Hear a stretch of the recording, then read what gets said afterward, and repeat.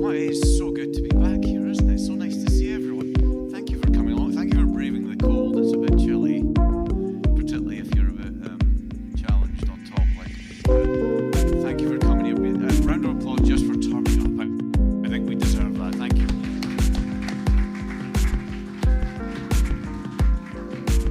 One of the things we've changed this time is having little streaks on the badges, which has given me a bit of a nightmare in terms of fighting with Excel formula. But based on last night in Edinburgh, it seemed to be quite a topical conversation point. So hopefully people are having a bit of fun with it tonight and not too many wrong.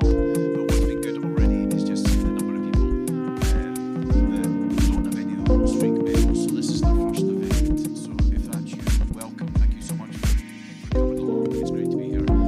People that have been here before will have heard about me before, so just indulge me for a second. But basically, hello, I'm Colin McDonald. I've been in the games industry for about 30 years and wear a couple of different hats. The history of these events is a very short story I'll bore people with again, but basically I was down in London one time speaking to someone who asked if there was an event in Scotland they could come up to because they'd heard such amazing things about the Scottish games industry. And I said, no, ridiculously, we only meet each other in San Francisco and Cologne at all these overseas conferences. There's nothing in Scotland. We don't see each other in Scotland. We don't get together.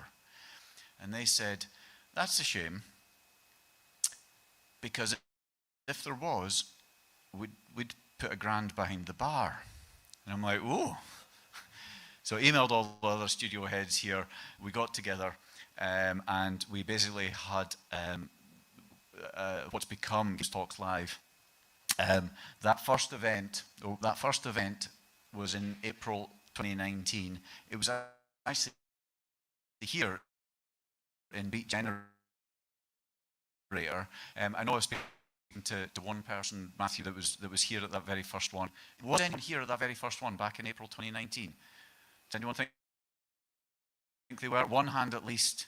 Two. Oh, fantastic. A bunch of hands. Amazing. Thank you for staying on the journey. We then did a couple more over the course of 2019. We then did a few more. Last night we did Edinburgh starting this set, which is our 32nd event, meaning tonight is the 33rd Games Talks Live. How cool is that?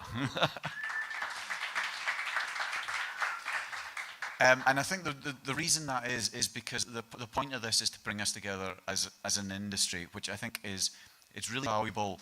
Having amazing speakers, and we've got an array of fantastic speakers tonight. It's great having them up on stage and hearing what they've got to say. But actually, the reason we've split the schedule up the way we have, with half an hour of talks and half an hour break, is because the really valuable bit of this is the networking. It's actually not in this room, it's in that room, because that's when you go up to the speakers and you've heard something that you're interested in, and they've only got 10 minutes, they can't go in that much detail, but you can go up to them in the break and find out more. You can chat with your colleagues from different companies, compare notes of any discipline. So make the most of the networking opportunities, because that's kind of what this is about. The other thing that I only realized after maybe about the first 12 events is that us getting together like this is actually super valuable for other people that aren't game dev studios in Dundee. That we've had countless publishers and investors and advisors come to Scotland, come to Dundee, because we've given them an excuse. Us just getting together under the same room is enough for people from, we've had, who did we have last time? We had Miniclip, we've had Apple, Samsung, Nvidia, Focus came over from France, Raw Fury came over from Sweden one time, with Team 17, we've pretty much every publisher in the UK has come to one of these because we've got together. How cool is that? Everyone thinks the publishers have the power. No. We have the power. We can bring them to Dundee. But literally, we just get together, and they know that exists in Scotland, in Dundee, and they want to come up and meet us all. So that's the benefit of these, and that's why there's been so many. It's why I can't stop doing them.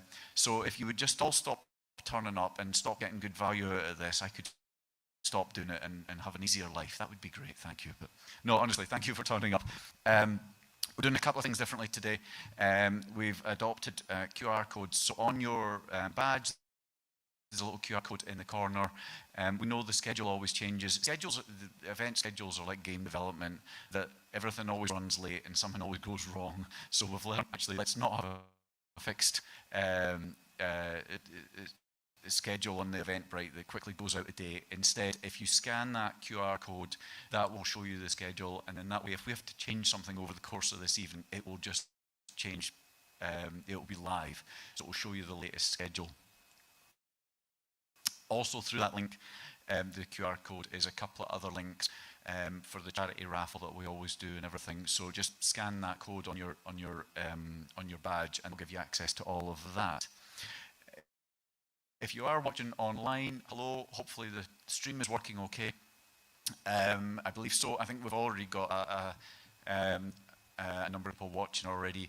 We're actually encouraging everyone online to try and watch the stream tomorrow, because we've got Harry as our online co-host that will be hosting the stream tomorrow, and that should be a better experience for everyone watching online, because obviously with all the networking breaks, that's great for people here because they'll be mingling in the bar next door. If you're online at home, it kind of goes quiet for half an hour until we come back with another talk.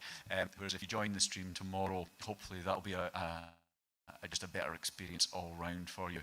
If you are watching online, however, we've got the Discord up and running, so you can at least chat to other people that are watching. So in live/Discord, that'll take you there. It's also linked through from the top of the Games Talks Live website. I need to give a massive thank you to the sponsors of this week's events.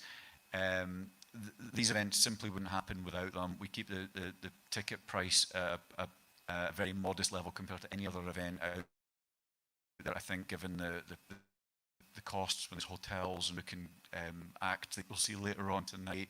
Got a coach to take speakers around, the food, the drink and everything.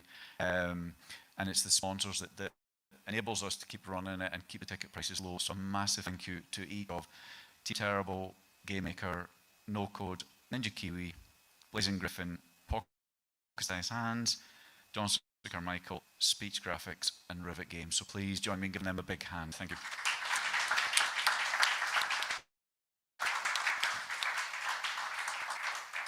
One of the things the sponsors let us do is have the drinks vouchers. Hopefully everyone got a couple of drinks vouchers as they came in and can enjoy them. I know I'll be enjoying mine after I get down from doing this.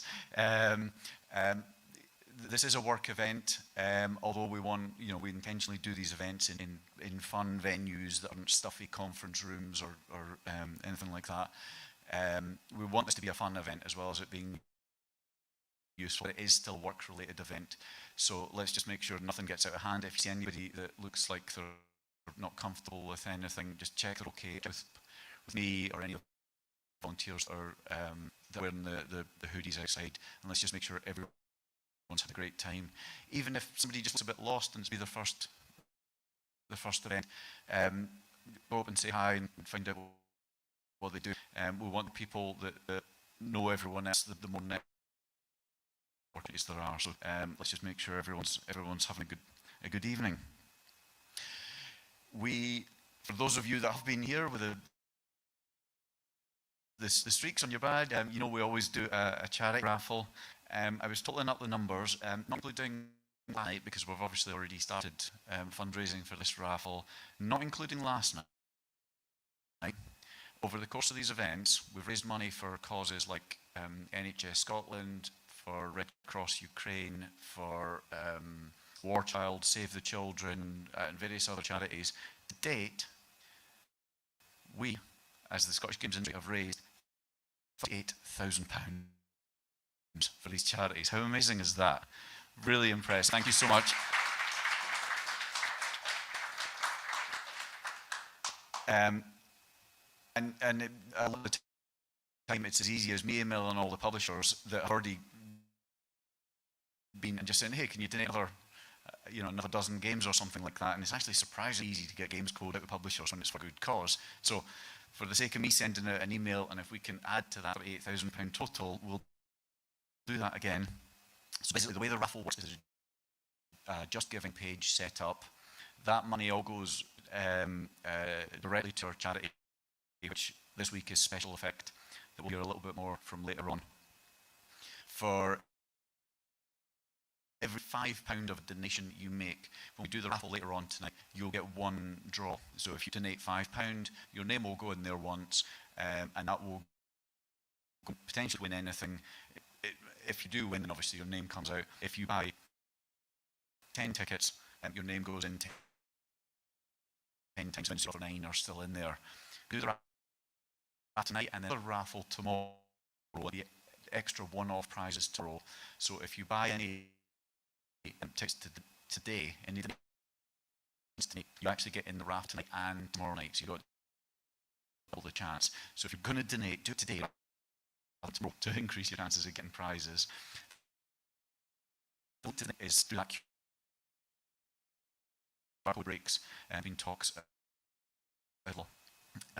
hopefully it's a brilliant cause. It does amazing work. So please give if you can, and we'll raise some money for a good cause.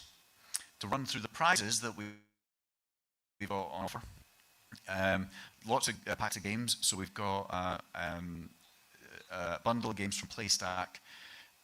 We'll raffle 2 of these bundles tonight. I'll read out every single game. You'll see them on screen. But we've got a couple of bundles from PlayStack. We've got a horror mixtape game from Surrare Games. We've got a pack of games from Devolve Digital. We've got a bundle of games from Hooded Horse. They're all strategy games. We've got a bunch of bundles from Microids, lots of Smurf games and the Lupin games that were made in Glasgow. So some of those are Steam, some PS4 and some Xbox. We've got bundles of games from P-Cube again, both on PS4 and Switch. No, in fact, we drew the Switch one last night, so PS5, bundle of games from P-Cube. Bundle of Xbox and PlayStation games from Focus Entertainment. A bundle from No More Robots. Total War 3, thanks to Creative Assembly. A one-off pack of Gory Curry Damage on PS5, and the actual skateboard, limited edition from Wired Productions. Most of the prizes are Steam codes. The skateboard obviously isn't. We'll have to post that out to someone, or Wired will have to post it out to someone. We've also got one of collector's edition of Diablo 4, the signed copies of the Gun Queen comic book, special effect EA Sports special shirt, gamepad controller, Spider-Man character, Star Wars model, headset, and then we'll do a little auction. You've seen the very fetching purple hoodies that our volunteers are waiting. We'll auction one of those off at the end of the night, which always seems to go down well. And then tomorrow, we've got a one-off. We've got a fully signed Celtic shirt, so we're slightly nervous about doing this in Glasgow. I'm not sure which part of Glasgow we're in terms of football terms, but we'll auction the Celtic shirt in Glasgow tomorrow. So if anybody wants to bid on that, join the live stream and we'll figure out a way people can bid remotely or something. But that'll be interesting to do tomorrow, so we'll see how that goes. We also have something new this time. We have a Games Talks Live beanie. Ooh. So these are for sale at reception. My wife Jenny has got a bunch of these beanies. All the proceeds from these are going to go to Special Effect as well. So if you're like me and need a hat anytime you go out in temperatures like this, these beanies are £20 each. All the proceeds go to Special Effect. So stock up on them later on. You can do that anytime over the course of the evening. I did ask a couple of our speakers if they'd be willing to model them, just to show you how good they look. So I think you agree that they look pretty good in them, and you could look this good too. So well worth £20 of your money. I think that's everything you need to hear from me, unless I've forgotten anything in terms of the running through the essentials. The only thing that remains for me to do is that people will quickly get sick of hearing my voice. So what I've realised is it's far better to have far more entertaining people come up and introduce each speaker. So we've got a local host for each city. We had Lucy Holland do it last night in Edinburgh. So I'm really pleased to be able to introduce someone that's going to be your host for this evening, is going to be introducing all the speakers, keeping you up to date on the timings, and then that way you won't have to hear from me until the very end of the night. So big relief there. So please, massive thank you and a big warm welcome to our host for tonight, Mr. Ewan Fisher.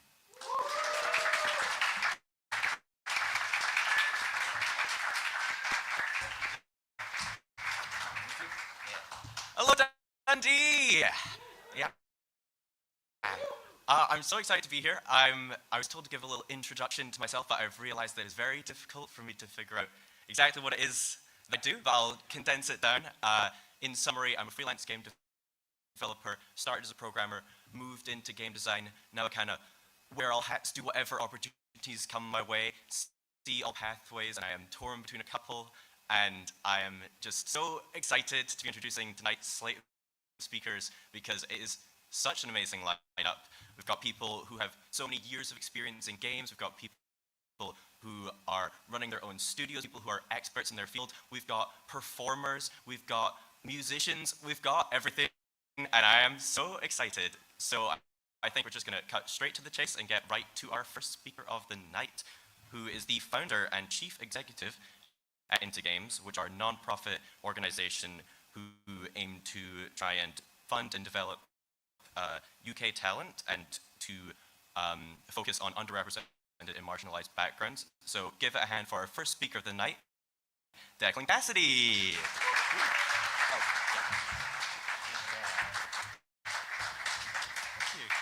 Thanks, everyone. Put that down a little bit. There you go. So I was going to say, I actually feel really comfortable, more comfortable in this venue than I do in the one last night, because about 15 years ago, I actually owned a nightclub in Brighton. And during the break, I'm happy to talk about that to anyone that wants to talk about it. It's a very different life, though.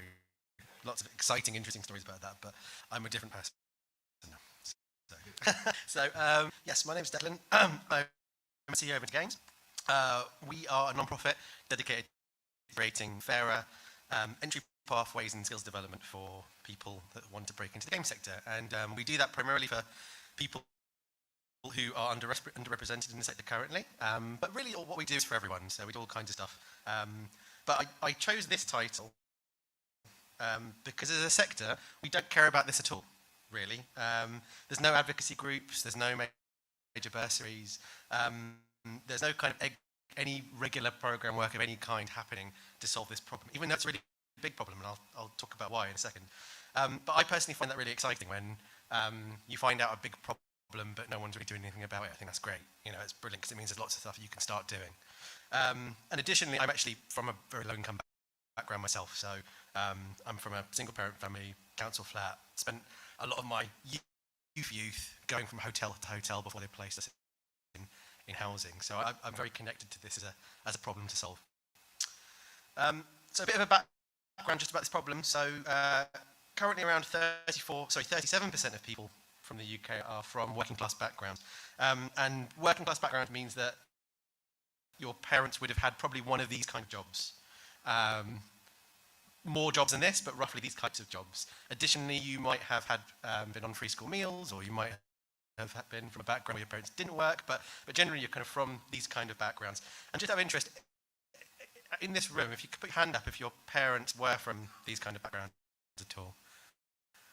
Okay, great. Yeah, well, that's great, because only, well, that's good, there's not many of you, which is good, because it proves the point that only 13% of people in the game sector are from these backgrounds. So you can see the kind of disparity there. And certainly if you did put your hand up, I would love to talk to you. So once again, come and grab me during break, and I'd love to kind of hear your story a little bit as well. So interestingly, when you look at the numbers around this, the kind of diversity statistics, so obviously, and this is great, I'm not saying we need to stop trying to get more women into games or more people from global majority backgrounds, but certainly it's just interesting to see that we talk about getting more people from different global majority backgrounds into the games quite a lot. And if we were to take the game sector as a pie, and we needed to employ more people to make that representative of UK society. We'd have to employ another 1,751 people from global majority backgrounds. We'd have to employ another 5,256 women into the game sector. But we'd actually have to employ just over 6,000 people from working class backgrounds into the sector to see that reflected. And I just think that's really interesting, because we don't talk about this ever, really, in any kind of major way, yet it is clearly a big thing. And also, if you kind of solve this problem down here, a rising tide raises all ships, then you kind of start solving these problems as well, in some way. So it's an interesting one to look at. So I worked on a report all about this called Difficulty Level, a piece of research that tried to understand the barriers and challenges faced by those from low-income working class backgrounds who wanted a career in games. So we asked about 300 people through quantitative and qualitative research. So we sent surveys out and we did interviews directly with them. We found these thematic areas that were kind of replicated across all the interviews that we did. And then we did more research into these. So please, if you're interested in any of this, please go to that link or go to intergames.org and download the research, because I spent fucking ages writing it. So I need people to read it. Please just validate it, because it took me a long time. But it's well worth it, because everything's in there. I'm going to take just very briefly 3 stories from that report and then use those stories to talk a little bit more about the actual main outcomes of that report. So firstly, this is a guy called Alex. He doesn't look like that, and that isn't his real name, but he's a real person. So he's a senior animator in a AAA studio now, but Alex was from a single parent family. His mum worked as a cleaner in a he managed to get his kind of interest in games going when his mum rescued an old school computer that was getting thrown out. And then that kind of opened his world to games. From there, he became obsessed and passionate about getting a career in the industry, but he didn't know where to start. There was no places at that time to really get information about this. So he ended up writing to his favourite studio, which was Rare. So I'm sure we all know who Rare are in this room, but the makers of Sea of Thieves and GoldenEye, more my era. But amazingly, they sent him a letter back, and he got a personal letter with a brochure about the company and a small handwritten note about the studio and some different career options within that. And later, he got a proper computer, which was given to him by his dad, which was the only thing his dad ever bought him. He taught himself 3ds Max, went to university. For a friend of a friend, he ended up getting an internship at Cartoon Network, and that began his career in the industry, and he kind of didn't stop from there. But I think it highlights a few things. I think it highlights that doing outreach work into schools, especially those with schools with high instances of free school meals, is really important, because those moments can inspire. That we need to provide more work experience for under 18-year-olds, once again focused on low-income areas if possible, and paid internships. And we know we need more of all these things, but I think in this context it's about maybe widening how we find these people, maybe, or intentionally trying to find people from working class backgrounds, and they're there, loads of them, so I'll talk about that in a second. We need to create some kind of bursary program for equipment. This Alex was using thrown out machinery from his mum's local school. That's not an uncommon story, so we need to be looking at how we can create this kind of pot to help people. This is Suzanne, once again, started loving games from a young age. Family was put into poverty after her dad's construction business collapsed. She overcame those issues, went to study games at college level, then at university. She had to work a job at university because she couldn't afford to be there and just study. She had no money to go to a networking event or anything. Didn't find work after a degree, so did a master's. That's a common story. I mean, I'm sure a lot of people in this room will understand that as well. She'd done everything that was asked and promised by the education system, and yet still couldn't find work at the end of it. She became really depressed, internalized a lot of that, and after almost a decade of studying and working part-time jobs in the service industry, she finally got hired in a small studio. And now she's not a senior animator, actually. That was the last one. I think she's a 2D artist. But now it looks a bit perilous due to the widespread layoffs at the moment. But I think there's some interesting things here, because every year 6,000 people graduate from games courses, 6,000 people, over 6,000 actually, that's a lot, right? And there's less than 500 roles available. I mean, right, it doesn't take a maths genius to work out this isn't sustainable, right? And it's not necessarily this is a major problem, this is just how many roles there are, but you can imagine the hyper competition that happens for that. And because of that hyper competition, it's always going to be the more privileged that will have the advantage, whatever happens. You know, they'll have the equipment, they'll have been going to networking events, they'll have the money for these things. So it creates a massive disadvantage at that point. Interestingly, from our research, up to 60% of talent from these educational pipelines could be coming from working class backgrounds. Games courses are attracting loads of people from working class and low income backgrounds. So they're doing an amazing thing for social mobility generally, which is great because we're getting loads of people coming into higher education and doing university courses from these backgrounds. They don't need to go into games, that's just a great thing to do, but it means that they're there to help. So we should be doing more to help them because they exist.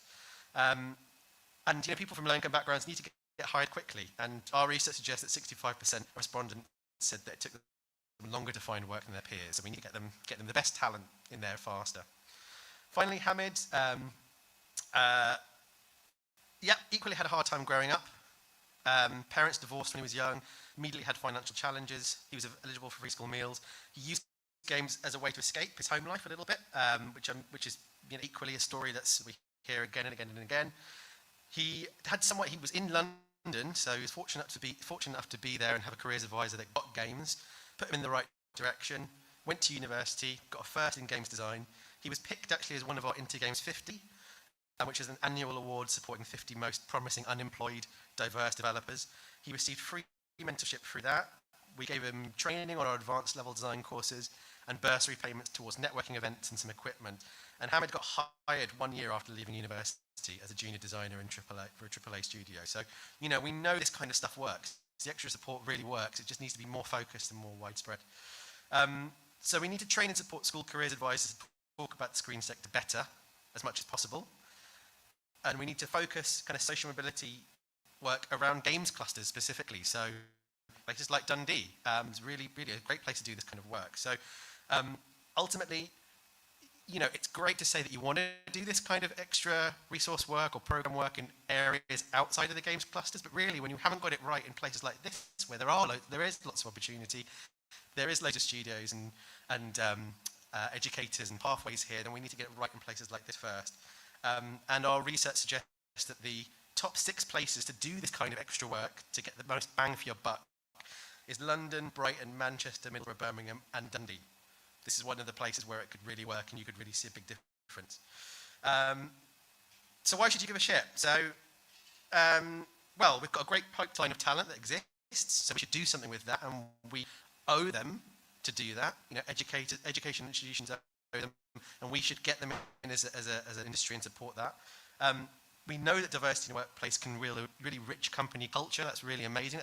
That's an important thing to foster, and people from different backgrounds make for better games. We know that more diverse teams can be more creative, and you know, ultimately the 3 stories there show resilience and grit and determination, and that's what people from these backgrounds have in bucket loads. And that's me. So that's it.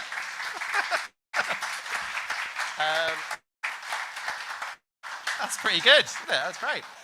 So yeah, come and speak to me afterwards. Go to intergames.org if you want to hear more about what we do and from me myself and just about our work in general.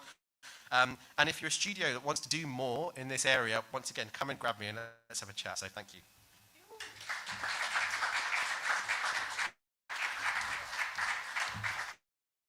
Thank you. Oh, thank you, Declan.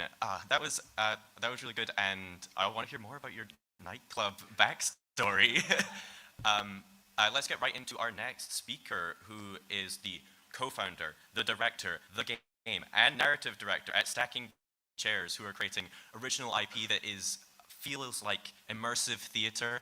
I would like to introduce Simon Meeks.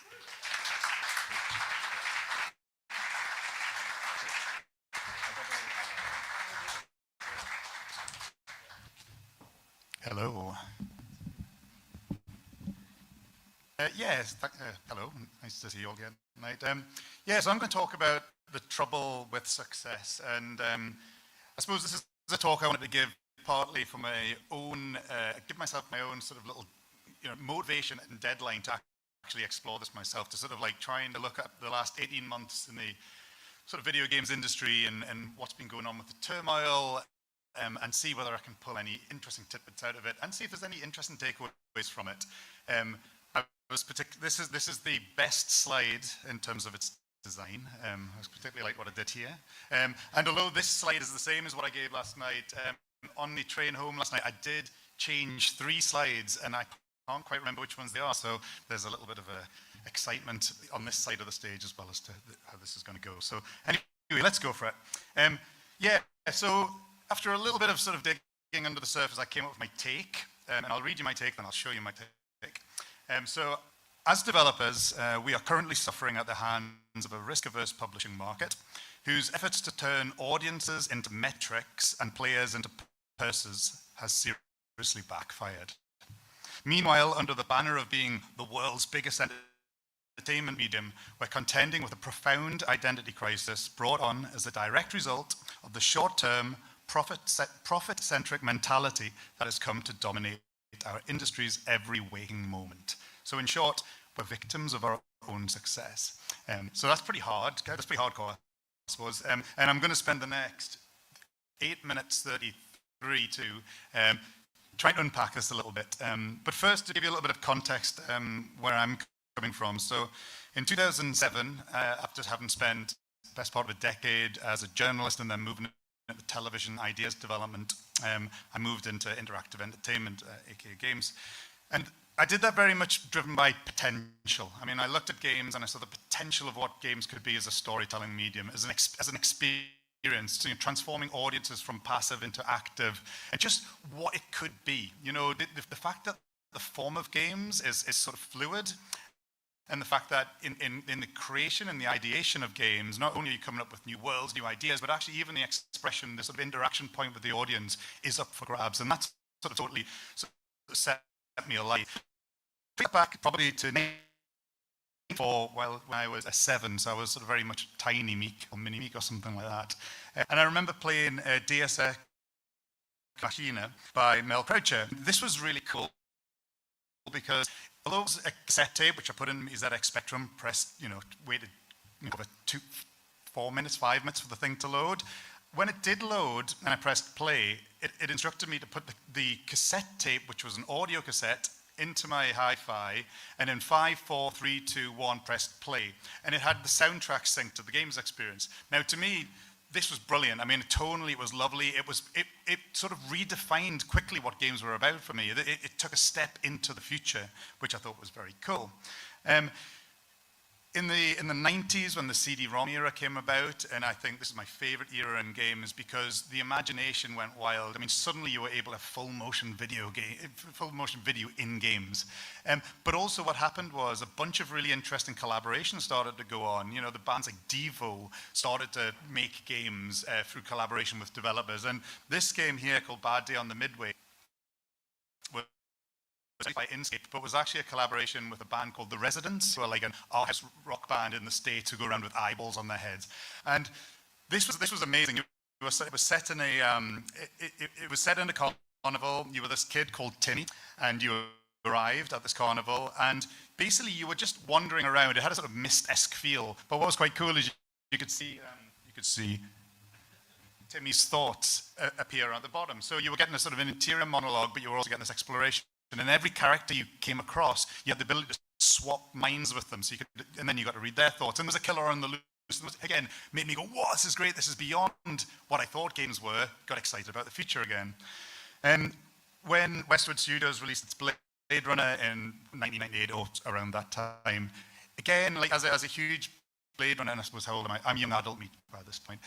But I love Blade Runner. But what I loved about what Westwood Studios did is they didn't try and tell the story of Blade Runner. They ran a concurrent story in the Blade Runner universe. And that was, again, brilliant to me. It had similar touch points, but it took me on a totally different immersive journey.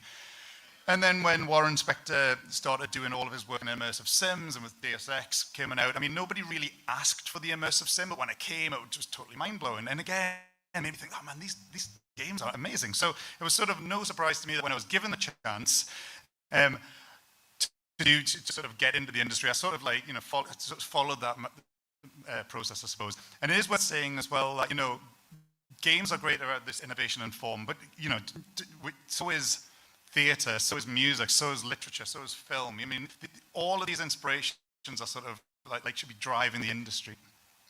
And I think as an audience member, when I look at that, I mean, I think, I'm really driven, and I believe all the audiences are actually driven at heart by this idea of authentic, original, engaging, and inspiring content. And interestingly, this is the creator drive as well. Like, really good content comes out of people having this feeling and needing to make the content. I've got this idea, it's really good, and unfunded, like off your own back, you'll start to create this stuff. And I think if you can bottle that and you can take it to the end, to the audience at the end, I mean, that's the perfect situation. So, I mean, in my time, I've created various random stuff. Some of it went to market, some of it almost went to market, some of it had no chance of ever getting anywhere near market. And I continue to do stuff. I also work alongside other companies, creating IPs, helping out with scripts, all manner of bits and bobs, but that's not the point of this talk. The point of this talk really is about, this idea of potential is really interesting. So I was driven by this potential. And then I started, looking at the success we're having.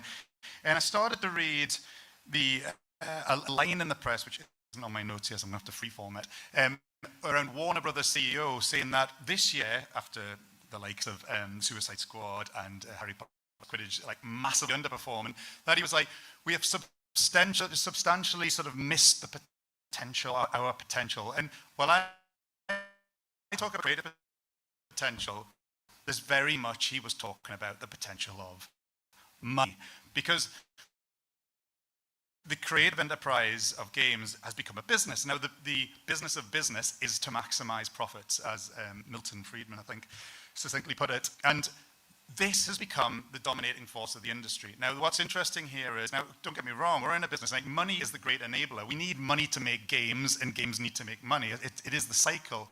The problem is that when this becomes the center of the dartboard, when this becomes the driving force of the industry, strange things start to happen. And what that is sort of tied up in is risk aversion.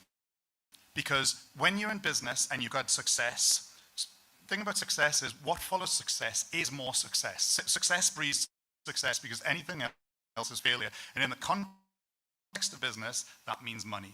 So you've made money and you're looking to make more money. Partly, and in the last 5 years alone, like the amount of investors and whatnot we've got in the industry, never has this been more salient a point. So we look at risk aversion. And when you look at risk aversion, what generally happens is the creative gets pinched. Now, there's an interesting point here. This is one of my new slides, by the way, so I was slightly thrown by this.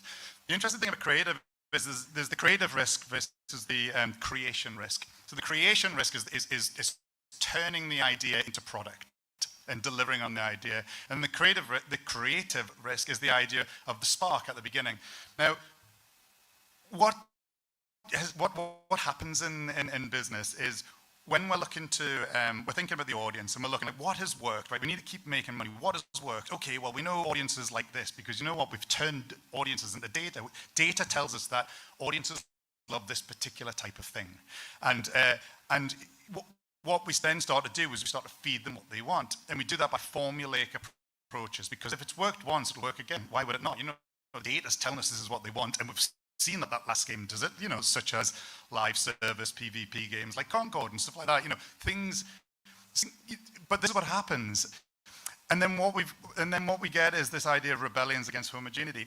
Now, interesting, this is a cyclical thing across the creative industries because this always happens. It happened in Hollywood in the 60s when basically the studio executives knew what the audiences wanted.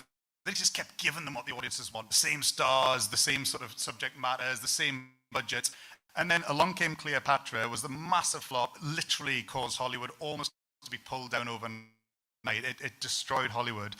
But then out of the ashes of Hollywood came new directors, new thoughts, new voices, and Bonnie and Clyde and the likes of Easy Rider and other stuff sort of reignited the industry. And how it did that is it reignited the audience. So there's this idea that we turned audience into metrics the audience had ultimately become cynical, disillusioned, disheartened, and it took a new form of voice. It took a return to the creative to bring it back. And what's interesting, given I've got 1 second, is is just quickly, just because I think this is an okay time to point. There is an identity crisis at the moment, because whether you like it or not, when we do go around saying we are the biggest entertainment medium, we're worth 190 billion, and we're going to be worth more, like this does trickle down, and when you're in the creative mindset, that does start to form it. It starts to shape the sort of creative. It starts to knock the raw edges off your creative. So I think what we're finding is, whether you like it or not, we're sort of a little bit at odds as to why we're here. Are we here to make money, or are we here to be progressive and shape the industry? And I think what's interesting is, the examples I gave before, you can very much see what the progression of the industry. Like at one point, we didn't have audio with our games other than bleeps and blops. You know, you can see the graphical potential going on. But right now, we're in the situation where we have 4K graphics, amazing engines, 3D, it's all there. So what we need to do amongst ourselves is think, where are we heading? Because this is what we need to get in our head. Like, what does 2030 look like? What does a game look like in 10 years? Because, I implore you not to be distracted by the red herrings of things like VR and AR, because although they are in the future, I want us to think back about the console game and the PC game. Like, what is the next step? And I guarantee the next step in there is around innovation in design, better storytelling, deeper storytelling, audience connection, and those 4 words I had before, being authentic, original, inspiring, and engaging. So yeah, that's sort of what I'm about. Cheers, thank you.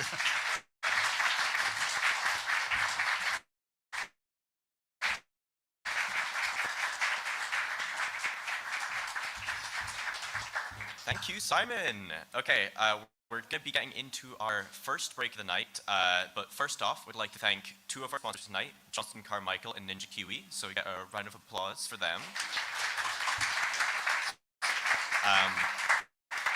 I'd also quickly like to shout out the raffle. You can donate at any time by scanning the QR code on your lapel badge, etc. And all the proceeds go towards special effect, and you get entered into the raffle. It's all very exciting. And I'd also like to shout out, at the end of the night, we're going to have our keynote performance by MC Hammersmith, who did an amazing job last night in Edinburgh. I'm very excited to see again. But because we're running a little bit in schedule, our next break will be only 15 minutes, 10 minutes. So we should be back around 6:15. So go get a drink, go socialize, and I'll see you then. Woo!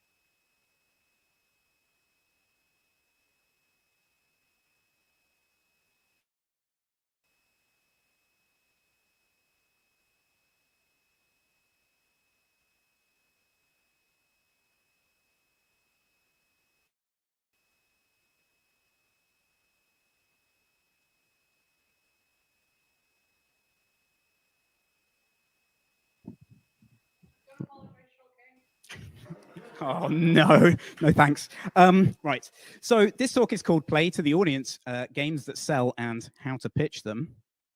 And that's my name. If you have a stupid name like this, you get used to being called lots of different things. For example, Paul Kidoff, Paul Kildoff, Just Kilvus, Paul Kildoff Taylot, and my absolute personal favorite, Paul Kildruff Johnson.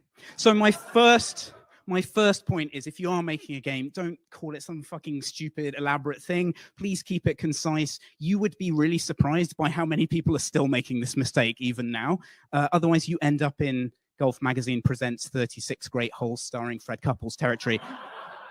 No one wants to be there. Couple of quick things about me before we get properly started. As was kindly mentioned, I've been an indie developer since about 2005, probably best known for this thing, and most recently doing indie publishing things with the fantastic Ground Shatter. This is Fights in Tight Spaces. And then consulting and advisory things, probably most relevant for the purposes of this talk is the work I've done with UK Games Fund. So I see a lot of pitches. I think there are some UK Games Fund alums and various people. So hello. Yes, this talk is called Play to the Audience. It's about video games. This is a video game. It is a real video game. I think it's real. We tend to think about games a bit in isolation when we're developing them, and sometimes from a publisher perspective as well. But games have to connect with an audience. That's an audience. You're an audience. You all have individual feelings and beliefs and things, unfortunately. And the games that we make and fund and publish have to actually connect with people. Some quick caveats. This isn't going to be a how to do a pitch deck thing. There's loads of resources on that. You don't need me to tell you about it, and I'm sure you're all very experienced. Also, I'm wrong a lot, so if I say things that are wrong, that's fine. Feel free to disagree with me. I like talking about this stuff. You can talk to me later. And I won't be doing technical budgeting things. This is about stuff you need to convey in a pitch, so it's stuff to bear in mind. All right. They're coming for me. Here are the important parts of a pitch for me. So the catch and hold. This is a reframe of a thing you'll hear every publisher in the world talking about, which is attention and retention. So catch, think about what is going to catch the audience's attention, what is going to perhaps interrupt them from what they're doing, what's going to make them say, what the hell is that? I have to play it. I have to find out about it. A lot of games that are pitched are boring. They don't have any striking elements to them. And it would be better if people thought more about how to directly interrupt and gain attention. And then hold is kind of the long-term version of that. How do you create persistent attention? How do you create a long-term relationship with the game? Micro macro is a kind of slight perversion of a design term. It's kind of the gameplay equivalent of that. So micro would be the moment-to-moment gameplay, maybe how the game feels in an action game, or what are the decisions you're making in a turn-based game. And then macro is the progression. What is the player doing? What is their goal? Where are they going? How does it develop over time? So you need to convey those. I'm not going to be talking about the other two much because this is a very short talk. But validation and value, that's just about how are you going to prove out your assumptions. You need to be demonstrating that in your pitching. And then dev risk is a kind of publisher calculation that will need to be made around, can your team actually deliver on it? So you need to be addressing that too. We're going to focus on the first two today. So these are the components of the catch. The premise of a game is something that used to be kind of considered to be more important. We used to talk about things like core fantasy, but I think it still matters a lot. I've used the example of Untitled Goose Game here, and the premise of that game is that you are an unruly goose. That's a valid premise. There are all sorts of things that are valid. That's an interesting thing that I want to find out more about being an unruly goose. So think about roles and what the player is going to be doing. What are they going to be embodying? Then you have the genre of the game. And genre is just a familiarity heuristic. It's just a set of conditions that people use to decide, am I already familiar with this? Do I know where this is going? Is this something I already like?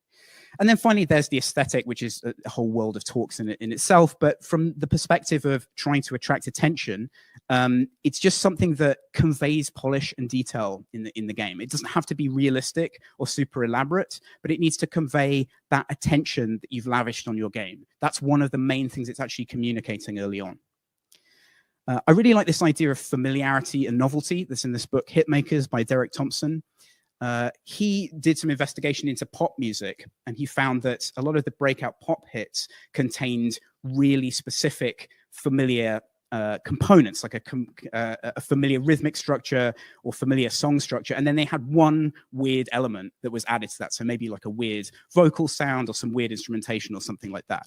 So if you can show that your game has familiarity and novelty in your pitch, then that's great. Just a couple of examples of games that do that really well. These are ones we all know. Dead Cells, adding stuff to Metroidvania, really easy to take familiar cues from it, but it has this very unique art style. It has amazing progression and amazing depth. Here's a game that I think also does this really well. Yes, Your Grace. You can just see from immediately looking at a screenshot that it's got this very detailed, lavish pixel art sort of narrative world, but it's also got this management world sort of underpinning it. And that's conveyed almost instantly. You can tell everything you need to know about that from just looking at this. Genre. When you are in a genre, it's important to actually look at the games in that genre. And this is a strange thing that's come up in pitches for me a lot, where a company is sort of punting on a genre because it's popular. They're not living in it. So if you're not familiar with those games, you should be going on Steam and reading the extremely cursed Steam reviews that people leave. You should be at least watching streams, looking at how content creators are responding to those games and just delving in. You don't have to copy things, you don't have to take mechanics, but you have to have an awareness of these things because your audience does. Your audience is going to be coming out of the gate, comparing as hard as they possibly can. The first thing humans do when they see something is they compare it to something else. So if you're not already doing that and you're not ahead of that, then you might get some of those negative reviews we all love. Aesthetics, going to cover this really quickly. Obviously, the sort of holy grail of aesthetics is something that stands out or hasn't really been seen before in games, that is extremely vibrant. Like I've got Cuphead here as an example of that. But games that look like this can also do really well. This is Caves of Cud, and its aesthetic is functional. It conveys the depth of the game. So going for either something that can be aesthetic first or something that's really living in its depth can both be really valid choices. So just quickly now moving on from catching attention to holding it. I don't know how many people here have seen the Factorio trailer, Factorio's first kind of release trailer that's on Steam. It's probably the best indie game trailer ever. It starts with this little vehicle going around and some sort of jaunty music, and then very quickly that evolves into this absurd, enormous system that the players built, and eventually a rocket launches from the middle. So this is communicating early on that I'm starting with this certain type of gameplay, but I'm able to build systems and express myself. And that's what a huge amount of that audience, particularly on PC, want to do. They want to create their own systems. They want to put in a lot of detail and express themselves personally. And systems don't always have to be kind of extrinsic. They can be on the character. This is the skill tree from Path of Exile. It's a hyper elaborate version of skill trees from other games. It's one of the things they innovated on at the time, was just pushing this out as big as possible. And this allows for player creativity on the character. And that's something that we don't think about enough. When we talk about systems and building systems in games, we often think about simulations or survival games or things like that. But you can do it sort of internally. So back to that micro-macro idea I was talking about earlier, how you do that within the game. This is fights in tight spaces again. And one of the issues we had with this early on in development was that turns weren't quite interesting enough. And the reason behind that was that movement was sort of too free. So you could do a move and then move out of the way of all the enemies and then move back in and do another move. And James Parker, who's the game director and lead designer on this game, did some brilliant detailed work around getting movement into the cards and taking it away from being kind of completely freeform to make that sort of cognitive load of an individual turn much more interesting and much more challenging. You had much more kind of risk reward there. And then similarly, the macro progression of the game, how builds work, how it evolves over time. That was something where we took a lot of cues from other things in the genre. So we worked on both of those things throughout dev, and it ended up kind of working very well. So massive credit to Ground Shatter on that. All right, that's basically it for me. Thank you very much for listening. I'm around later if you'd like to chat about any of this stuff. Enjoy your evening.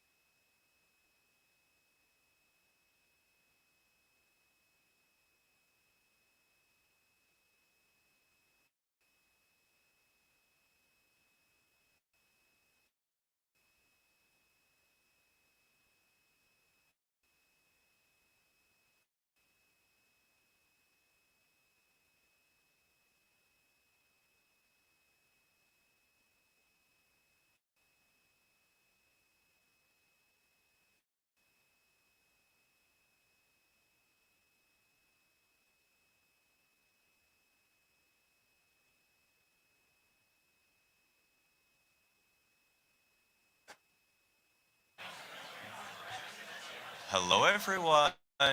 Ooh. We're going to be getting right into our next slot of 3 talks, so I think we should just get straight on with our first speaker. Yeah? So our first speaker is an independent developer at Icebeam. They're the creators of Makeway, which is a chaotic multiplayer racing game where you get to build the track as you're racing. It looks super cool, and I'm ready to invite our next speaker up, Tom Goodchild. Woo!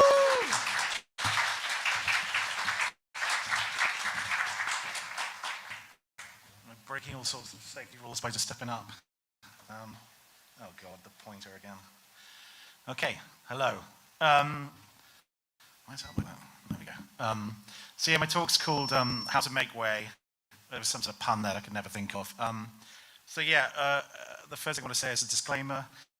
Basically, I think that anyone who has any sort of success with a video game and then does a talk about it at GDC or whatever, they always have a tendency to conflate like their own personal epiphanies about the product with their sort of, that's the reason why it's successful. So I think that any talk you should listen to about a person that talks about their own engagement, I think that you should take it with a grain of salt. It could be bullshit. And I think this is especially true for Make Way because it's just, I think a lot of it just comes down to like hard work and luck. Who am I? I'm Tom Goodchild. That's a real AK-47. Ask me about it afterwards.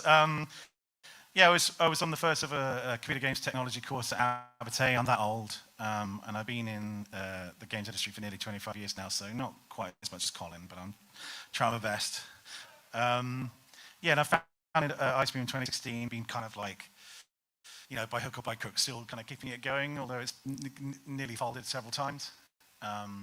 So yeah, I'm here to talk about my game, Make Way. I thought just to give you a prime, just in case you haven't played it or seen it or anything like that. Like the sort of reductive top line that the community has seen to have taken to calling it is basically the ultimate chicken horse meets micro machines, which is a pretty up way of describing it. So essentially there's 2 phases. You kind of like have track pieces you can select from, and then you build a track, and then you go into a race phase where you sort of race that track section, and you're scored on it, whether you finished, whether you cross checkpoints, and then you go back to the building phase again, and then you kind of build, and the track grows and becomes more elaborate and more crazy as you go on, and then eventually you find out who wins. Yeah, so why Make Way? As I said last night, it's kind of the antithesis of what Simon's saying. I was going to basically trying to sell out and actually make some cash because my last game was a complete flop.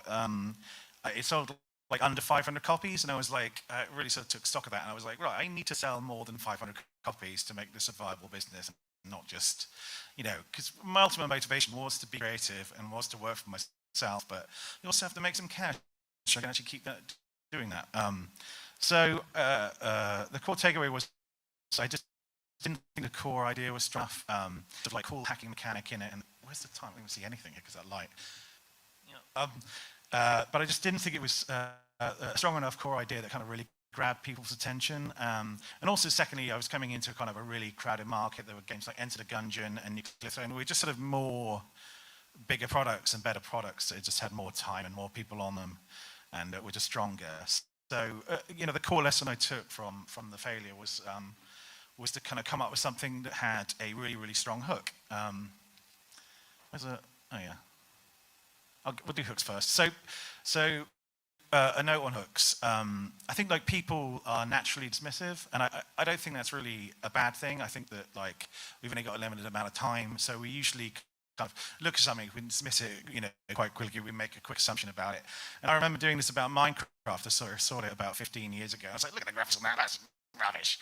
And then I actually played it and realized I was a complete idiot. So I think that like that's an important thing to keep in your mind, especially if you're pitching to a publisher. You shouldn't take it if they don't like the idea. People can reject it for all sorts of reasons, and people can be very dismissive about it as well. So a hook is I'm sort of coming from Ryan Clark. He does these videos called Clark Tank, which I think he's given up now, but he talks about hooks in this deep type video, and it goes into a much more sort of, he explains it a lot further than I do here, but essentially it's a concept that gets stuck in people's heads. So I wanted something that was strong and, you know, grab people's attention immediately. And the other thing was I wanted it to compress well. I remember seeing this video on Phil Fish and saying that like Fez compresses really well because you can kind of see how it mechanically works by just looking at a GIF of it for like 3 or 4 seconds. You have the core idea in your head. And I knew I needed something like that because I needed to grab people's attention, because that's the whole selling 5 copies. And the other thing I needed to do was to play to my strengths. I've got a lot of experience in the racing game genre. There's, I mean, if you want to work in the UK games industry, you've probably got 70-80% odds of working on a racing game, because there are a lot of big studios that do it. Also, my old boss described me as having a good game feel, so I thought it would be a kind of, a kind of mechanics-focused game feel, not a narrative game. I'm very kind of bad at those. Sorry, Simon. And I also love party games as well. I've got ridiculous amount of controls at home, so if anyone wants to come around and play High Ten Bond Man at any point, that's fine. So really, Make Way was solving a problem. I spent 6 months coming up with the idea. You may laugh at that, and it probably is quite a long time to spend on it, but I just, as I said, it needed to fit a certain set of criteria, and it needed a really strong hook that would kind of get noticed by itself. And partly it was just because I don't have any currency in the games industry at all. No one really knows who I am. So I thought the idea itself needs to be kind of overt and sell itself. So I set out a specific set of criteria. It needed to be a party game, and the main reason for that was the time. Can't see a thing. 4 minutes. Party games are good because their content low, and I knew I was going to have to probably hire a freelance artist, but essentially I didn't want to do too much content. I didn't want to do a single-player narrative game that's going to be long, a lot of levels. We've discussed the unique idea. It had to be central to it as well. And finally, I thought an idea that would work well with streamers, because obviously we live in this kind of post-YouTube era where streaming really helps selling the game. So I went through a load of prototypes. I was actually working with Frank Arnott, who's in the crowd here, and I would take Fridays off and go through all these different prototypes. I made a spy game, and at one point I had a physics-based game where you would move furniture and remove it from the house. And I remember playing it with my son and just thinking, this isn't that fun, and then moved on. And then about 6 months later, Moving Out was out, so thank fucking God that I had to make that. So the one thing I really want people to take away from this talk is prototyping. I think if you want a kind of a guaranteed, well, not a guaranteed way, but a great way, a strong way of coming up with something that will actually do well, then I think the only way to do it is to prototype. I think that game design is very chaotic. And as soon as you put 2 or 3 different ideas together and then you combine them, even if you're being quite derivative, it sort of comes to the point where you can't really predict how the game's going to go. And at every single studio I've worked at, sorry Frank, every single studio I've worked at, pretty much no one has ever prototyped, which I think is really interesting. Is usually they have an idea straight to full production, and a lot of the time it's sort of, you're left with a game that's kind of wanting, because they've missed that kind of, I think, fundamental first stage where you prove out the mechanics without any of the polish. And I think contrary to popular belief, as I said, is that you can polish a turd. I worked on Haze, and that was a piece of shit. And my final point is that Nintendo prototype all the time. I think that the most prolific and one of the most successful game studios in the world, if they're doing it, then we should follow suit. So this is a GDC video that I took real inspiration from. It's quite loud. Use these long-reaching attacks. So I don't know if you can hear me, because I can't hear a thing at the moment. But essentially, I was really inspired. I can't hear anything. There we go. I was really inspired by this because it's basically the entire mechanics of ARMS was made, but they did it with really blocked out graphics with absolutely no polish whatsoever. So they kind of completely proved the game mechanics before going into full production. And try to get the next slide. So it's a competitive fighting game where you use these long. And so I did exactly the same with Make Way. I tried to get things where I kept the polish low. At one point I didn't even have vehicles in it. I just had blocks, and I basically tried to get in the kind of core loop of the game of building the track pieces and then racing and then scoring. And I had that in very early, and I kind of proved that out very early.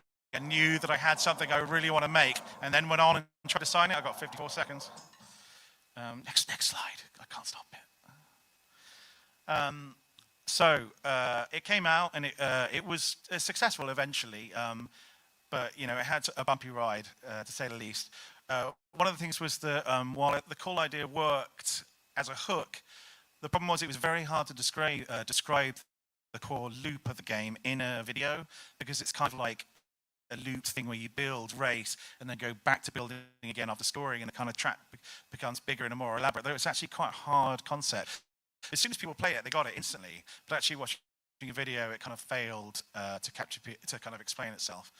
The second was we launched a charity bundle, and that really cannibalized the sales. Just because, like, I think that a lot of people were just buying these charity bundles and then going and selling the keys to resellers. So we had like 50,000 copies, which were just basically, I didn't see a single dollar or pound. And also finally launching on 6 platforms simultaneously was a stupid idea. Yeah, so what went right? Obviously I've got no seconds left, sorry about that. Apart from like the main idea of going for like people who kind of really enjoy party games, that kind of crowd, there was also a secondary market of people that kind of love micro machines and love MASH, and there was nothing on Steam that could filled, you know, scratch that itch. And so I think that, you know, I've seen definitely people saying that they kind of, there's a game out there that fits that. I've designed it as an evergreen title, and it still consistently keeps selling, and we're hoping for a kind of, it picks up over Christmas again. Because I didn't make it to be particularly cutting edge or particularly of a vogue. I just thought I made it something you could kind of buy in 5 years' time and still enjoy it. And finally, it was picked up by streamers eventually. I mean, we've spent the first 6 months and it sold absolutely nothing. And then, like in March, April, it suddenly started getting picked up by some big streamers, and they seem to feed off each other. And like the biggest video got like 3.5 million views. So really. Yeah, so my conclusions are embrace hooks, but especially if you've got no recognition trade-off.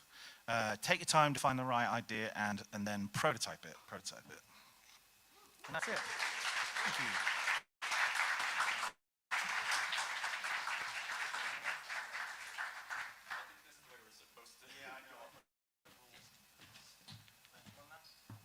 Oh, yes.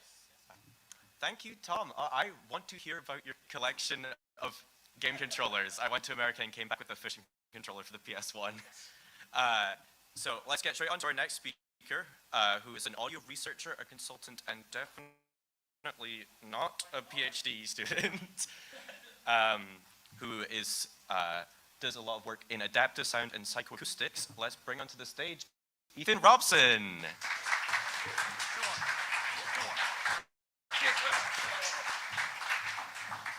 My God, that's bright. Okay, right. Hi, everyone. Yeah, hi, everyone. My name is Ethan. I'm an audio researcher and consultant, and I have a really big title. I'm here today to talk to you about forward-thinking audio for video games. So, there we go. These are the topics I'm going to cover today. I'm going to give you a little bit of info about me, not too much, don't worry. I'm going to tell you about what forward-thinking audio for games is. I'm going to tell you about why audio is important. Then I'm going to give you some conceptual and practical considerations that you can take away, hopefully. And then finally, I'll go over a little bit about how I can help you with this. So, here's my big smiley face. Why are you laughing? Don't laugh. Okay. So I've worked in audio for about 15 years. I started off super young, if you can tell. Started off working in live sound. I did sound for bands and live events for about 10 years, and then had a little bit of a career change and went into sound design for video games. So I did that for a little while, did an honours degree, that was super cool, and now I'm doing a PhD in psychoacoustics for video games.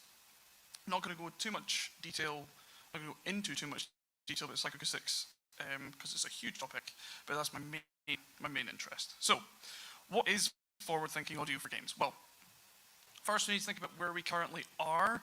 So, I'm thinking about things like implementation methods. Some of you probably use Wise, Fmod, things like that, middleware, and then we take a lot of techniques and things from linear media. For example, if it's there, then there's a sound. This we get from cinema, where if you see something on screen, there's almost always to be a sound for it. This obviously doesn't work for video games because, you know, we have, you say, player control. Players can turn the camera around. Players can run into a wall for 50 minutes. And if that's what we want to do, then that's great. We need to think about what's important to the player. This is a perspective-based thing. As developers, we have pillars, we have ideas and concepts that we deem to be important to the player. Most of the time, these translate over pretty well. Sometimes they don't. There are certain aspects of game design and audio that players deem more important or less important than we do. So that's where we currently are. So I want to think about next steps. For that, I'm thinking about audio as perception.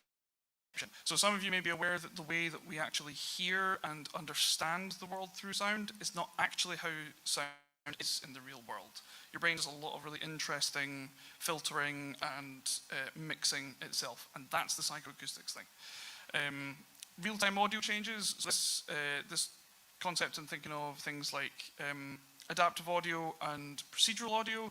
These are things that are really common at the moment. A lot of people are using these things. I hope some of you are using them, but we're looking to really push this forward. What I'm trying to say is we have all the tools that we currently need to do really cool, amazing, interesting things if we put our minds to it. So, finally on this side, more player control. So players actively want more control in games. I have two ideas on how this can be done, active or passive. So active, we can give players more sliders. We can let them control what they hear and how they hear it. A lot of people will think that objectively makes it a bad mix. Some people don't. That's up to you. Whereas passively, you can control audio via gameplay parameters. Things like how many times has your player died to one boss? How many times is, I'm going to use you as an example again, how many times has your player fallen off a track where they built it in a really weird way? I can't think of any other examples from here today, but things like that. Yeah, so why is audio important? Well, as humans, we are natural listeners. Sound's a really, really important sense for us. It's processed over 3 times quicker than sight. So it's a very visceral experience. Much more information can be understood through audio. If you think of when you're talking to someone, you can understand their tone, their emotion, their intent, if they've had a good day, a bad day, all these different things just from the way they're talking. Whereas if you try and get that same amount of information from sight, it becomes a much more complex and a much harder thing to understand. So we're really good at listening, and we're really good at hearing things, and this is something that's really important and that everyone should hopefully think is quite important in games. So gamers are actively engaged with game audio. I did a survey late last year to early this year where I asked gamers about a bunch of different things, but the most important aspects of that came out of it were that they're actively listening to games. Gamers really, really like auditory feedback. They really like being immersed through audio, and they really like, sound as a thing. After that, I forgot that little pointer thing. Whoa! Audio was one of the leading factors in cognitive load, efficiency, and player immersion. What does that mean? Well, cognitive load. If you implement your audio in a really bad way, and if you design it in a really bad way, then your player's going to have a much harder time understanding what's going on in your game. They're going to get a lot less from that auditory feedback, and they're going to find it much harder to be immersed in your game. But luckily, vice versa, if you do it well, then it's really effective and it's really good. So, conceptual considerations. So these are a few things that I think you can take away to think about and to, implement as part of your process. So psychoacoustics, this is the way that we perceive audio, the way that our brain filters things and does things differently from the way audio actually is. Selective attention, that's about how your brain can filter information that's not just audio. For example, the doors just opened at the back. Hopefully none of you actively heard that, but all of that auditory information was going into your brain. But your selective attention was, again, hopefully, filtering that out so that you were just hearing me. These two things come together in mixing. where you get some really interesting mixing frameworks and audio things that you can put together in your games and get really interesting and exciting audio things. What I'm trying to say is you need to consider audio throughout. It often gets left to last. The little graphics ugly sister is something that I keep hearing people say, which is a horrible thing to hear. But you really need to be considering audio from before pre-production all the way through until after post-launch content. It should be thought of throughout instead of just, added on at the end, which you can do, but it's not an ideal situation. So practical considerations, audio cues. These are one of the main ways that people get feedback from your game. Most of the time, it's actually more effective to use auditory cues than it is visual to provide information to your player. Dynamic mixing. This is something that a lot of you will probably already be doing, where you're changing the mix of your game or the way things are playing back and the levels that they're playing back at, depending on different gameplay parameters. Delivering information to your player. This is everything that audio is trying to do. Everything that we do is we're trying to give information to people, right? Whether that's immersive information, whether that's gameplay feedback, you name it, audio is trying to deliver information. Finally, thematic immersion.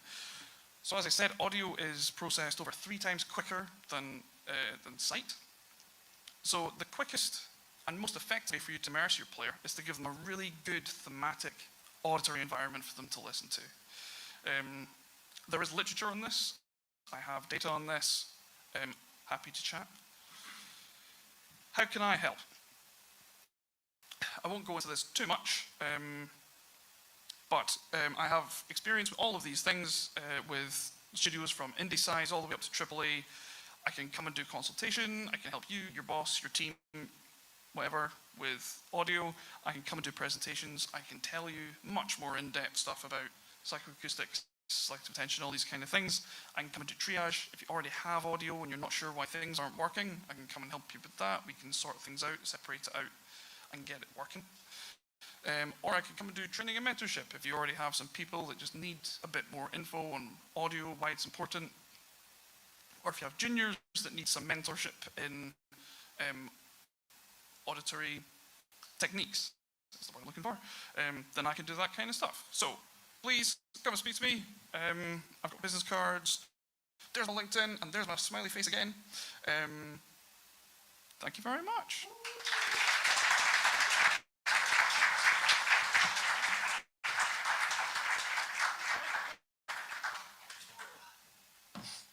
Thank you, Ethan. All right, let's get into our final talk for this block before we can have a nice break and maybe food. Thumbs up from Colin, food, get ready. Our next speaker is the managing director and a game developer at Ant Workshop, who have worked on Dungeon Golf and are releasing a new game soon, Into the Restless Ruins. Please welcome Tony Gowland. Yes, you can step up, you okay?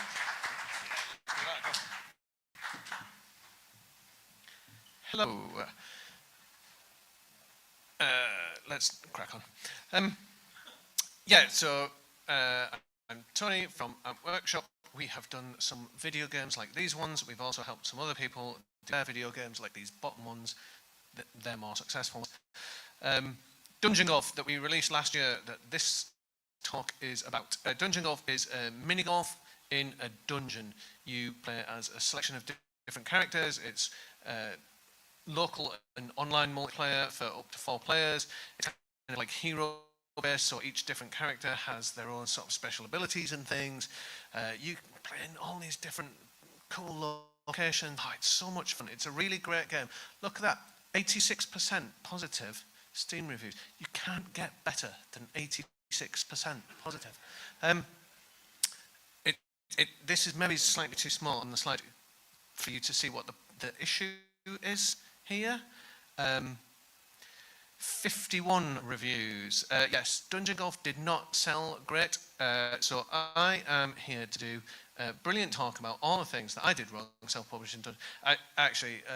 I've only got 8.5 minutes left, so let's just crack on with 8 things that I did wrong self-publishing at Dungeon Golf. The Americans, I believe the Americans call this radical candor.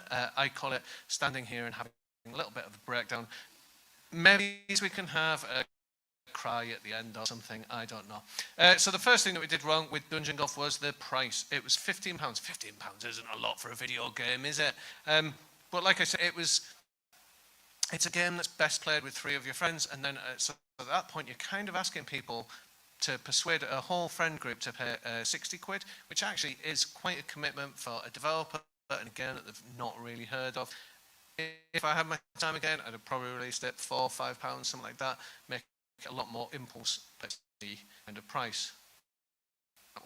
Early access sounds great, doesn't it? You get to release your game with loads of bugs in it, and people will pay you for it still, and what's not to love?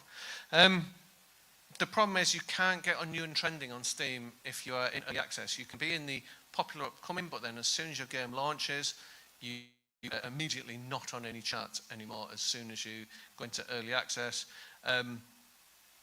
And it also can split our audience a little bit, like I said, multiplayer game, but some people just simply do not buy early access games. I buy very few early access games, I'll be honest. I don't know why we did early access.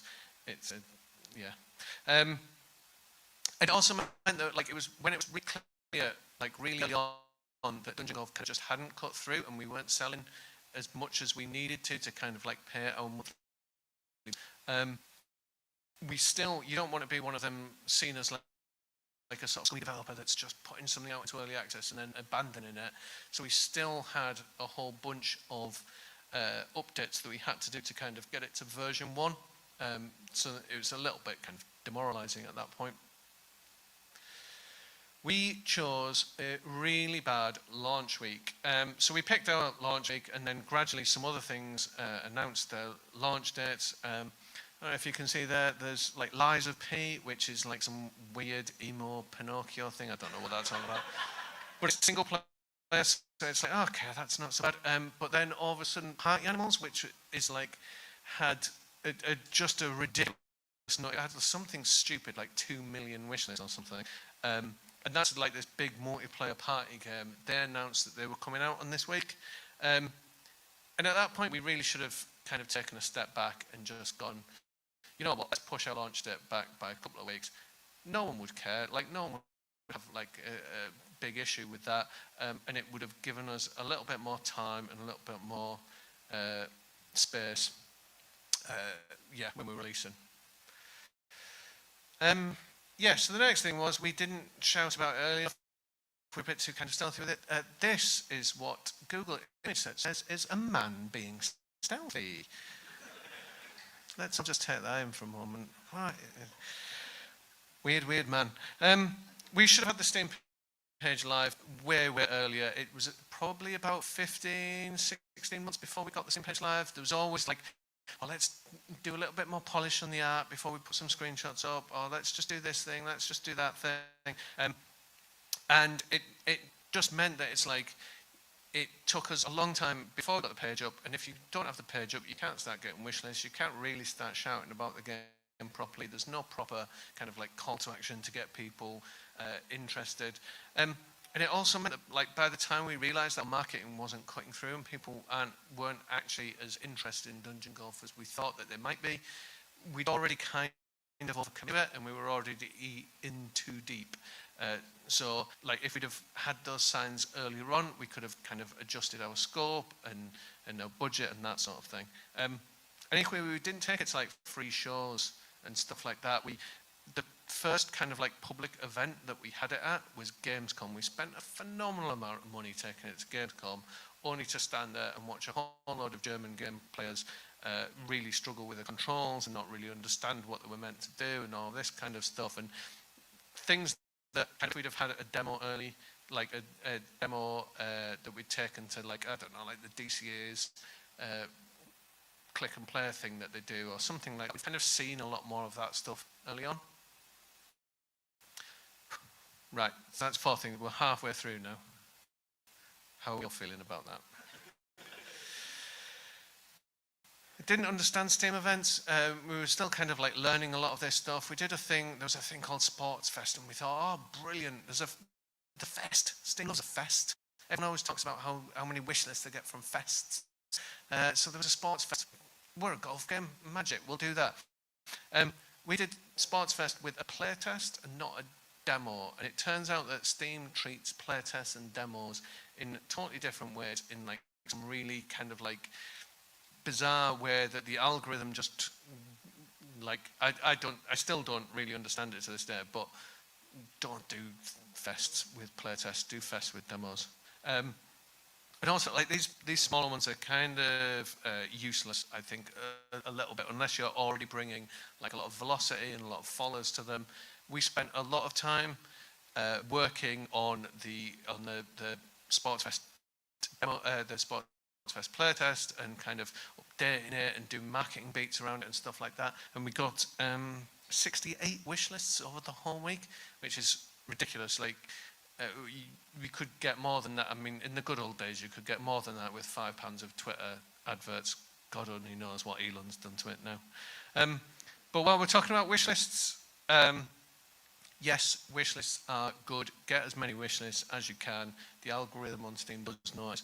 But there's loads of people out there that will tell you things like, you need to have over 7,000 wish lists, or you will sell 20% of your wishlist value on week 1, and that is exactly how. And it's like there's all these weird numbers and stuff, and they're kind of statistically correct, but they're like amortized over a huge range of games and genres and stuff like that, so they won't necessarily apply to your game. And a lot of this information that's out there, if you Google it, is actually, it's a couple of years old, and the marketplace moves so fast, and what things sell on Steam, it changes so quickly, and how people react, it just makes all of this stuff kind of snake oily. But there is a really good, I recommend hunting out, there's a tweet, and it is also on Blue Sky now, for those trendy kids. Simon Byron, who's the publishing director of Yogscast, did this really cool thing where he compared the pre-launch number of wish lists of all of their games with the kind of like week 1 sales and stuff like that. And like I say, he's been updating it for all of their new games. And it kind of shows that actually there's very little correlation in the number of wish lists that you have to the number of sales that you have.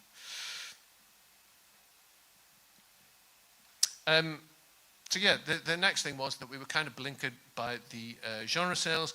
There's a whole bunch of mini golf games that have sold really well, but actually a lot of the ones that have done well are kind of more about the social side of things. Like, so for example, Walkabout Mini Golf was a VR mini golf game that came out in the middle of the pandemic, so I don't know why that sold well. Why did people want to hang out in a completely virtual world with their pals rather than in their sad little houses? Yeah, the ones that are actually based on the mini golf don't really sell very well. Just again, we should have really spotted that a lot sooner. And the final thing was, do you know the expression, put all of your eggs in one basket, because that is the safest place for all of your eggs to be?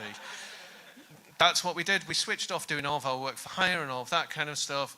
So it meant that after Dungeon Golf, when we were available for work for hire again, and we are available for work for hire, we had to kind of build up all those relationships again. So that's the 8 things that I did wrong with Dungeon Golf. You have to kind of take these things a little bit philosophically, and so I always kind of look to one of the greatest philosophers of our time, which is of course Bluey's mum. You've got to kind of have a little cry, pick yourself up, try again. We learned some stuff from launching Dungeon Golf. That'll make our next game better, Into the Restless Ruins. Hopefully now it will make your next games better as well. Thank you.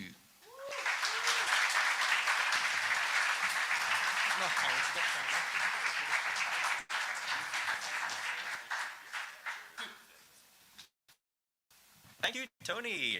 Okay, we're going to get into our break, and we're going to have some food, hopefully. But first off, I'd like to thank a few of our sponsors tonight, Rivet Games, Blazing Griffin, and Game Maker.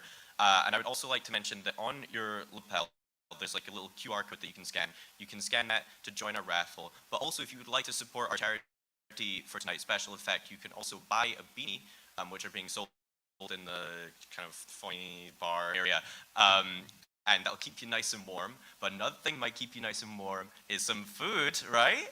If you check on your thing, it should say in the corner, all or Dundee, and then food. And if it doesn't say food, you don't get food, but Lidl's just across the street. But I hope that everyone has a good break, and we'll be back around 7:30. So go eat. Yeah. Whoa. Good.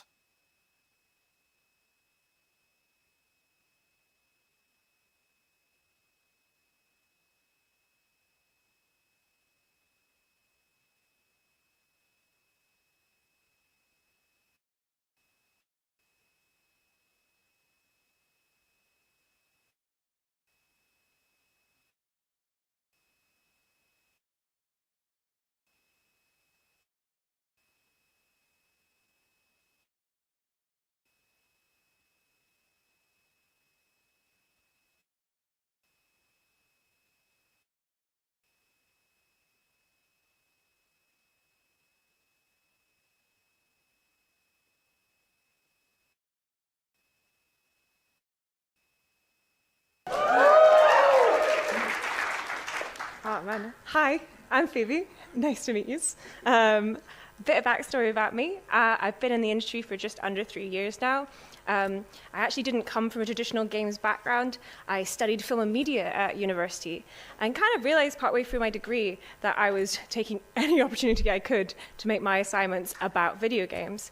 And I had that realization of, maybe this transcends a hobby for me, and I could see this as being something I do for a living. I'd love to help make games happen.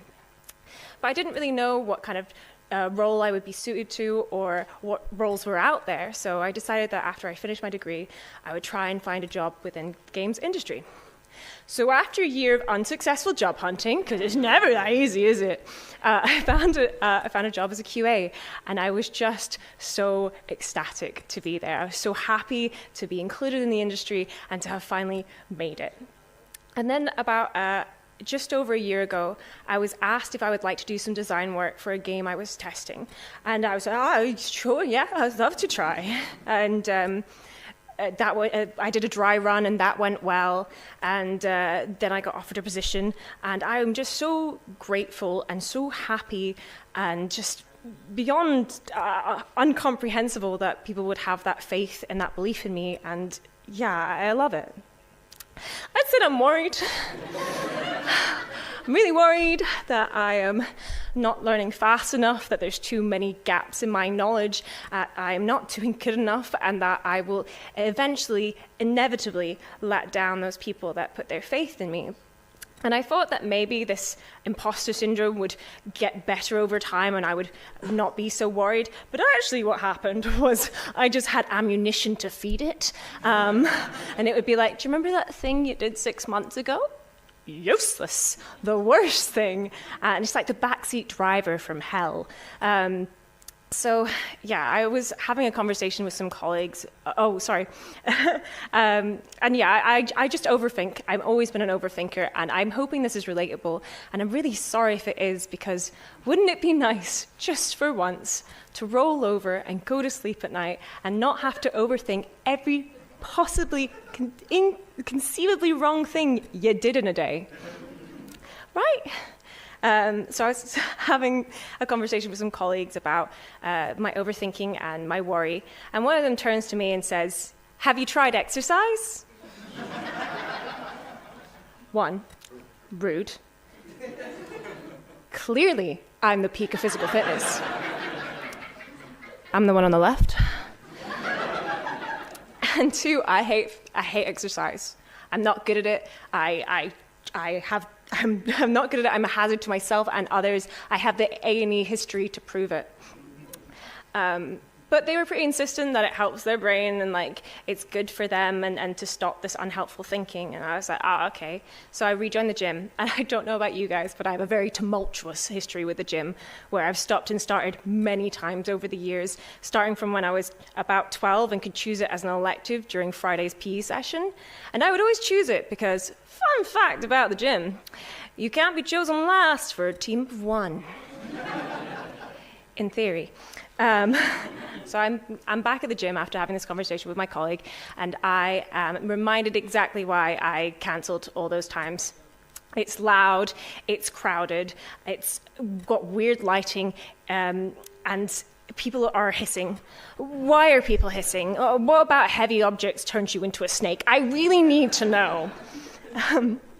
And I'm not only overthinking, but I'm now not only just overthinking about how I'm not good enough, but how my body is not good enough, and how the person on the treadmill next to me keeps staring over at me, worried I'm going to keel over with the amount I'm wheezing. So I'm thinking I'm never going to go back. This is awful. That is until I get to this machine. This is the Concept 2 Rowing Ergometer, or ROERG. I hardly know erg. It weighs in at just under 60 pounds. It has 10 different resistance settings. And if you take it out onto the water, it glides gracefully. To the bottom, doesn't float, don't try it. So it's at this point I'm going to ask for some audience participation. So if the guys could just bring in the rowing machine, that'd be great. I'll ask someone. I don't have a rowing machine, but I wouldn't mind a show of hands if you've ever used one of these machines or anything like it. Cool, great. Now keep your hand up if you've ever played the fish game on one of these machines. Okay, cool. Okay, so for those who don't know, this is the fish game.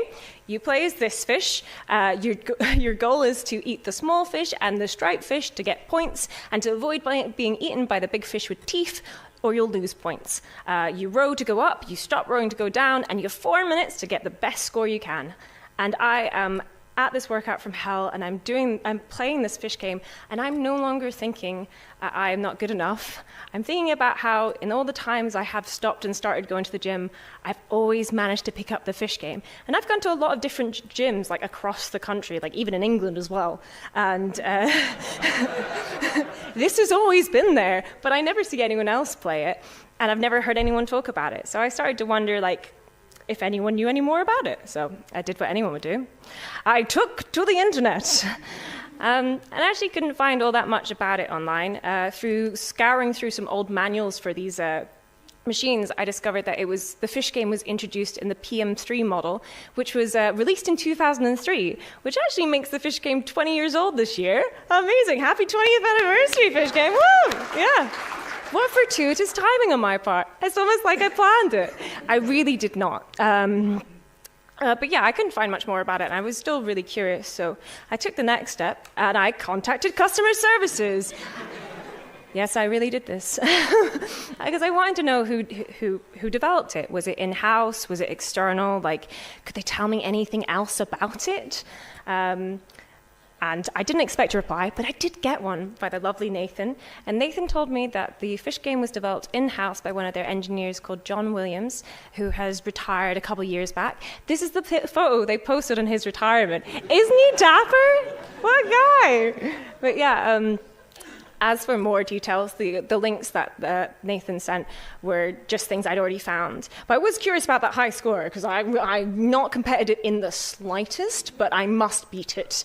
And I also really wanted to know if Nathan knew if John had ever created any other games. And Nathan told me that, to their knowledge, John never created any other games. And also his score is 3,240. That's a bit of a comparison. That's my high score, so practically there. I'm like this close. But yeah, I did try and see if I could hunt down John Williams online, see if he had any kind of social media presence. But with a name like John Williams, I didn't have much luck. So I didn't really want to bother Nathan with it, especially since John's retired. So let's just all hope that he's just gone fishing. So what's the point? Why should you care about the fish game? Well, maybe you don't have to care about the fish game, and maybe I was just given 10 minutes and a captive audience and allowed to speak about whatever I wanted. Suckers! No, I do have a point. The point is the fish game's flawed. For one thing, half the people, or more than half the people who've ever used those machines, didn't even know of its existence. The other thing is it doesn't take into account the 10 different resistance settings, so someone could be breaking their back, sweating, pushing all their willpower into it, and the person next to them is just rowing merrily along, getting the same score. And I don't care. I still love the fish game. I would defend it to anyone. And that gives me hope. It gives me hope that people will not care so much about the imperfections in my work, will not care that I'm learning by doing, just as John did. So what I would like to ask all of you is to go out there, is to one, be kinder to yourselves, please, and two, go out there and find your fish game. Go find that game or film or piece of media that inspires you, maybe isn't the most genre redefining piece of work, isn't well renowned, but lives in the recesses of your brain as something that you hold with a fondness that impacted you in some way. So go out there, go make, go do, go learn, go play, and most importantly, go fish. Thank you for listening.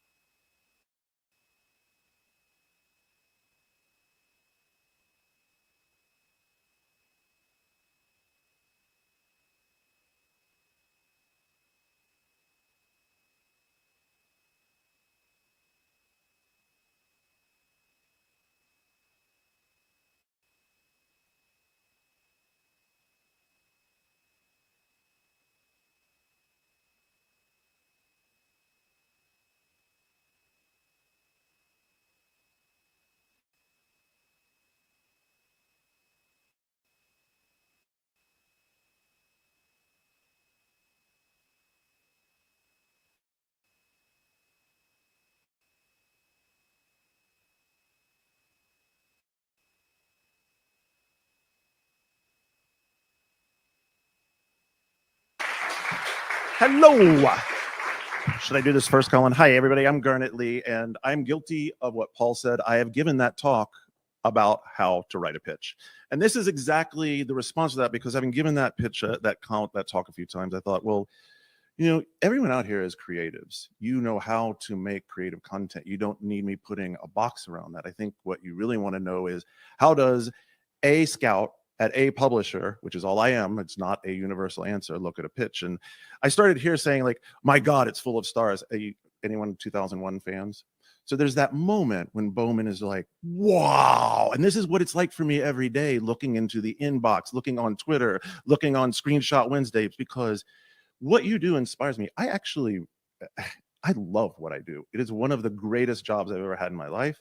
It's so rewarding to see all of the things you do. And what I want to help you with here is, there are so many stars in that space. I want you to be able to figure out the way to make them shine to me. What this isn't.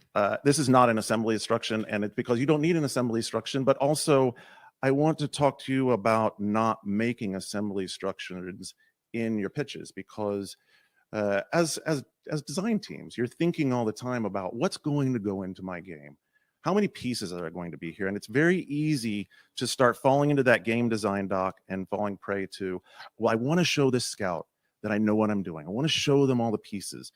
But we know from having built games before that what you're showing me today is not going to be there in 6 months or 18 months or 24 months. Things will change dramatically. So what I'm looking for is that proverbial forest more than the trees. So now imagine Bowman's gone into the obelisk and it's an empty room. You know, you might put that right there, like for placement only, but that's really what's happening in my head. The moment I open your pitch is the first time I see anything. So my headspace is open. It's empty. It's a palette. I don't want you to show me how to build all the pieces of the IKEA room you're about to build me. I want you to show me the IKEA room, right? I want you to put me there on the couch. I've come home from work. I have a beer. I turn on the PS5. I want to play a game. All of those things. Help me build the mental image of what your game will be. And how do you do that? I think that that's an open question. In some cases, it might be key art. In another case, it might be just some concept art or a happy GIF or a moment in time or a snapshot. I would say what it isn't is a lot of words. In the pitch stage, what I really need to get at this early part is I'm getting drawn in, almost like the process for me is almost like what Paul was talking about. I need to get pulled in, and then I need to get retained. And as you'll see here in a minute, this is not going to be just all touchy-feely stuff, but the touchy-feely stuff at the beginning is building the buy-in for me to go further into it, right? Get me into your headspace, because I'm not going to know when we get into the nuts and bolts or the lamps and the couches why they matter unless you get me there. Now, there's one step in between, and that is then getting me a real emotional moment. So look at this picture. Like, even if you don't know anything about the movie, you're like, well, what's going on here? Like, look at the way he's looking at that dragon. Look at that dragon. Are we going to ride the dragon? I don't know. Where are we going to go? What adventures will we have? If you can land that, it gets me hungry. Then I want to see more, right? And here's where we're going to try to move over a little bit to talking about why it's important for a pitch. Because the other thing it shows me is that your team has an idea for where that real emotional hook is. What's my player really going to feel? What's going to get them? I mean, is it going to be, are they Atreyu? Are they Falcor?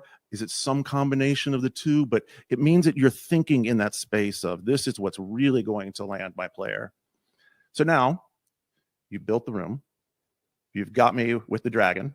So, of course, now we have to go Princess Bride. I mean, if you do never any story, you have to go Princess Bride, right? But think about what's happening here. Like, Kevin is completely paying attention, and it's really important. So now you have me, and you can lay out those important signposts in your game. But remember, I was saying to be careful about not falling into the trap of being too specific. Princess Bride is a very interesting narrative journey, because the way the story is told allows the fiction part to be all about the moment, all about the emotional experiences. And we come back to the storyteller in order to advance the story across the ultimate plot arc. That's what I would like you to do in your pitches. Be the storyteller and allow space for us when we come back to talk about this, because you've won the pitch, to fill in those blanks, because we'll fill in those blanks together. I mean, when we do our due diligence, we will talk about all of the specifics of how to make the game and what's going to go into it.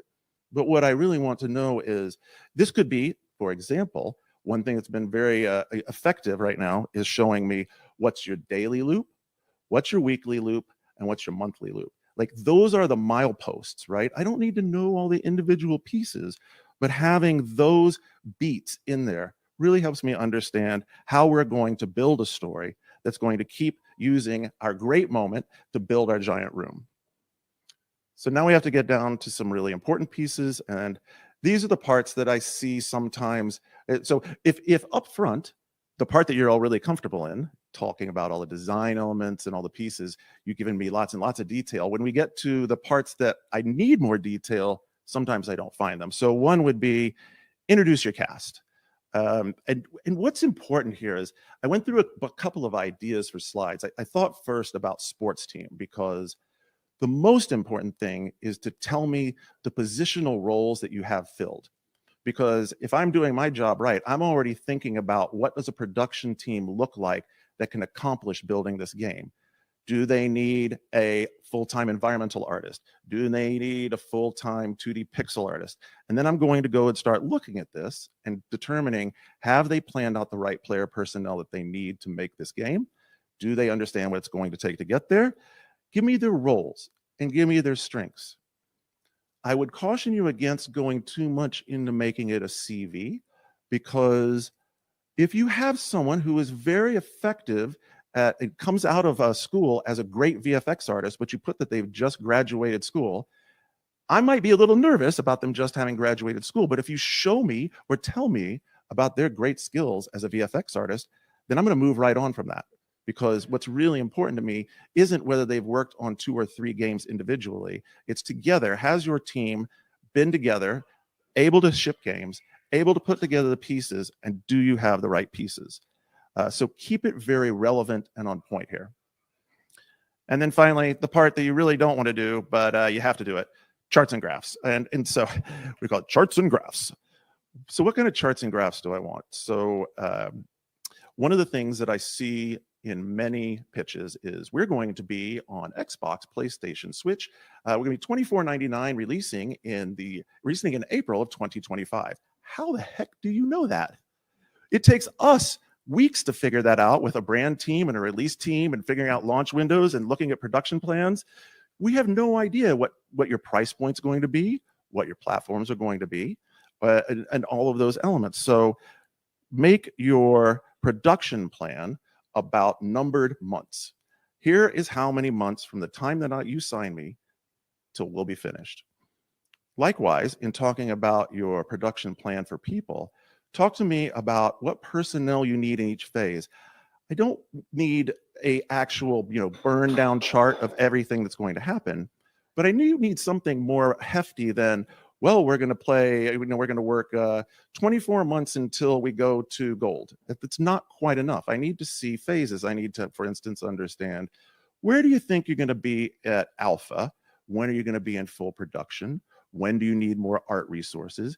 And when do we need to start thinking about hardening the build so that we can get ready for an eventual launch?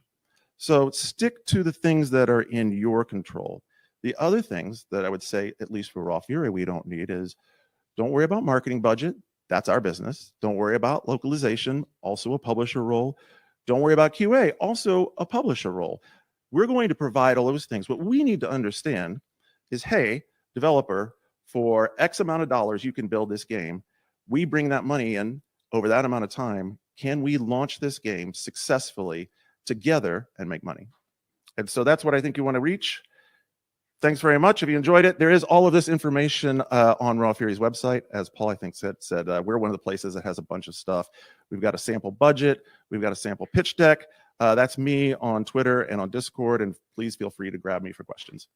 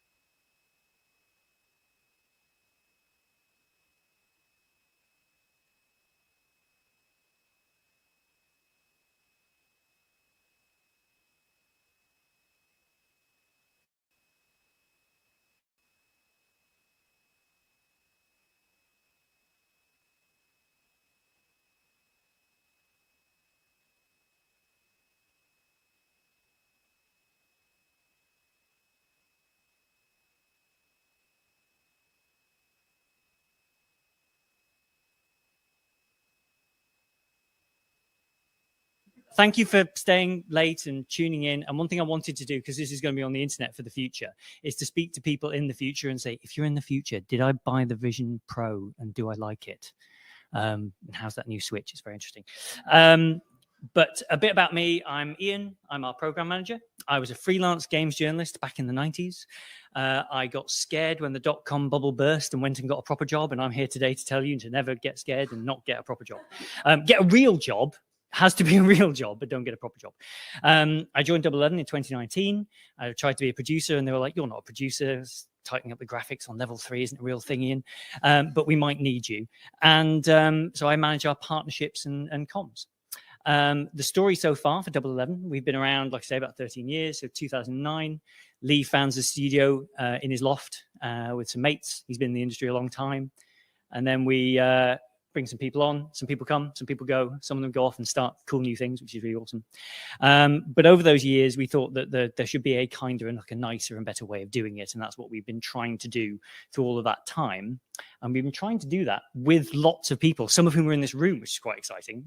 Hearing Frozen Synapse being mentioned earlier on was cool. So we are predominantly a work-for-hire studio, working with all these kinds of studios. But what I'm here to talk about tonight is about partnerships and what a partnership means to us. And it's sort of baked into the origin story of the studio. Like Lee could not have stood up one day and decided to go and found his own studio on his own and just go and do stuff on his own. Like the myth of the solo dev, like well-trod tale, but in reality, it never really happens. There's always someone else around. And so for us, like, partnership is integral to the business as a work-for-hire studio. We always want to find new partners to work with and new people to work with. And when you think about it, when you're playing games, you are inherently always with others. There's always a partnership. Even if you're playing a single-player game, you are engaging in play with the people that made that. All the developers, all the designers, the programmers, audio people, like everyone who was involved in making that game and bringing it to your screen, you're kind of playing along with them. And games are filled with partnerships. Like they're also embodied, in the content themselves, like from Jack and Daxter and Bob and Mario and Luigi and Tails and Sonic and Ratchet and Clank and the Chief and Cortana, who made me cry at the end of Halo 4, and Zelda and Link and Billy and Jimmy Lee, who on reflection are a bad example here because at the end of Double Dragon, they fight to the death over a woman. That's not aged very well. So core beliefs, not to do with that. We believe as a studio, and this bleeds into like everything we do, including who we choose to partner with and how we engage as partners. We believe that work-life balance should exist. That's why Lee founded the studio. He wasn't spending enough time with his family. He sort of wanted to and felt that was important. We'll avoid crunch. We'll try and be real and transparent about timescales with people, with partners, with people on the team, so that we can avoid kind of the hellscape nightmare that I think a lot of people have lived through. And that's not to say it's never happened, but we always try really hard to avoid it. And our plans have become longer term over time. Like we try and plan for the studio to be around for a long time. We try and talk to partners about being here 10 years from now. Like nobody knows exactly what kind of game is going to be the next big thing, but like we're trying to take decisions and plan to keep the studio and keep the wheels on and make sure that like we're financially secure and that we can afford to pay people, and there's never that kind of like junk game dev job that I think junky game dev that we talked about earlier. And that we feel like partners should be treated fairly, and that's really important. And that it's very unfortunate that having done this in Google Docs and then exporting it, the line appears to have been drawn through the word fairly there, but I promise you on my screen it was underneath. So I'm going to share some things we've learned. I've learned a new thing tonight about preparing things in PowerPoint. And this isn't a list of things that have gone perfectly. These are my observations, and you're very free to disagree with them and should. And I want to talk to people who disagree or go, that's bullshit, Ian, or whatever. But the first thing I think that's important when you're starting a partnership is the basics, right? It's like starting with really basic things. So that's about going into it open. So like starting with the basics makes you sound a little bit 12th Doctor, and I'm just going to lean into it. But like always try to be nice, but never fail to be kind is a really, really important thing. When you're starting a new partnership, it can be very easy to go into it and go, well, we won't talk about that now because it might upset them or whatever. And actually you're just creating problems for later. So really start really open, solve problems with data and unconditional love, and you won't go far wrong. And similarly, you need to think about your logistics. If you're a small team starting out, maybe you're all remote, maybe some of you are in a different country, You got to think about things like, where is the data going? Where is stuff being stored? If you've got someone who sometimes works from Portugal for a few months a year, are you exporting data into a country? All that sort of logistical kind of noodly detailed nuanced stuff that you only really learn by going wrong once. And that dovetails nicely into the legal stuff as well. Like, is it okay to transport stuff about? Do you need a separate network? Do you need separate machines? Do you conflict or partners that maybe other partners don't like for real reasons, or made up ones? The made up ones are much worse and harder to get past. And then make a plan. Have you got a plan? Is it a good plan? How long do you look at the plan? How often do you look at the plan? Is it over there? Is it active? Have you got risk blocks? Things like that. These are all the basics. These are table stakes. You've got to have this set, like, nailed and really good. And then once you've got things like that, then you can worry about things like communication, because I love, I'm an old school Prince 2 project manager, and I love processes that are like quite old fashioned for stuff. There's a really good one called 5 Whys. And as I've conducted 5 Whys processes when things have gone wrong over the years, the thing I really found most often is when something goes wrong, it's down to communication. Someone somewhere didn't know something. So make sure you set up your comms channels nice and early, and make sure they're working and they're robust, whether it's Teams or Slack or WhatsApp or whatever it is. Like, be very active and communicative, and you're going to want to talk a lot early on. Your partners also are going to be unprepared for how much you will slow them down and how much they will slow you down.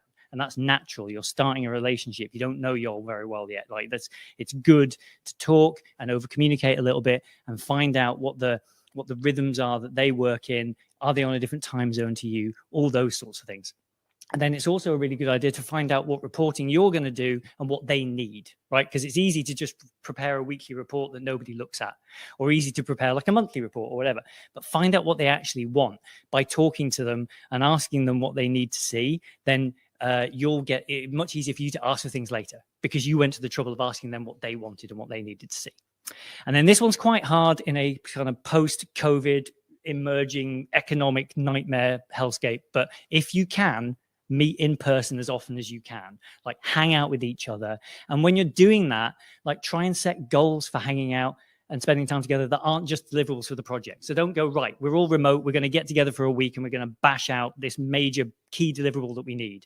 Make sure you build time into that time together for things that aren't just deliverables. Like, set goals for people to work together on things that they can definitely achieve and that will make them feel good about working together. This is where like icebreaker and team building activities come from, right? It's a really good idea to do that. And then when you finish that meeting, make sure you finish by planning your next one so that you can get together again in future, because it's really helpful. And lastly, I think be opinionated about what you're doing, because you've been brought onto a project for your capability and for your knowledge. So establish some areas of ownership up front and know what's good. So if you're like, we're a technically led studio historically, so that means, you know, we'll come on with like quite a strong opinion about some of the technical aspects of the project, but maybe on the design or the art stuff, we need to listen a little bit more. And again, like if you can bring your opinion more strongly up front, you've never got that situation later on where someone goes, well, I knew it wouldn't work. It's like, well, why weren't you talking about it at the time? There's a nice way to talk about it. And cross-pollinate and understand their problems and their challenges where you can. There's a sort of business min-max kind of approach to things that tells you that like you mustn't understand the other bits. You just focus on your bit. But I think that makes things a bit soulless. If you can understand other people's problems, you can at least empathize and maybe you can help. And ask for opinions in return when you're giving yours, because then that way you're creating a nice loop between you all where everyone's free to share opinions and talk about what's going on. And I will end on the note, which is, remember that it's fun. Like, we're manufacturing fun, we're making fun. This process should be fun. If it's not fun too many days in a row, stop and make some time to talk about why it's not fun. That's not wasted time. That is the work. You know, spending time talking to each other and making things better, that is the job. There we go.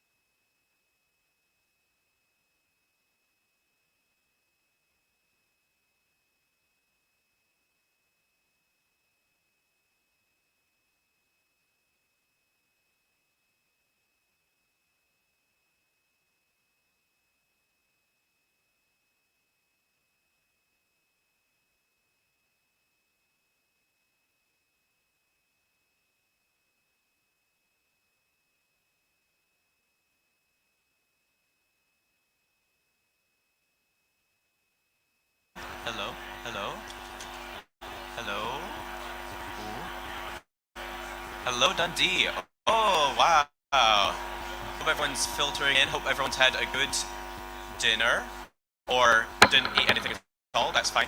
But we're going to be getting on with our performer now, the wonderful Jake Woodward, who is a composer and a musician, and is going to be performing a few songs, but it's going to be starting with a medley of Monster Hunter songs. And firstly, before this, I would say it's because obviously this is talks and not like, you might not be ready for some epic loud guitar music, so if you're very sensitive to loud music, we have some earplugs that are available in the foyer, the reception. So feel free to just grab a pair, and we're not going to judge you. Not everyone's got gig level hearing. Not everyone's had their eardrums burst from many, many loud nights. Yeah, you're totally deaf. Well, without any further ado, let's give it up for Jake Woodward.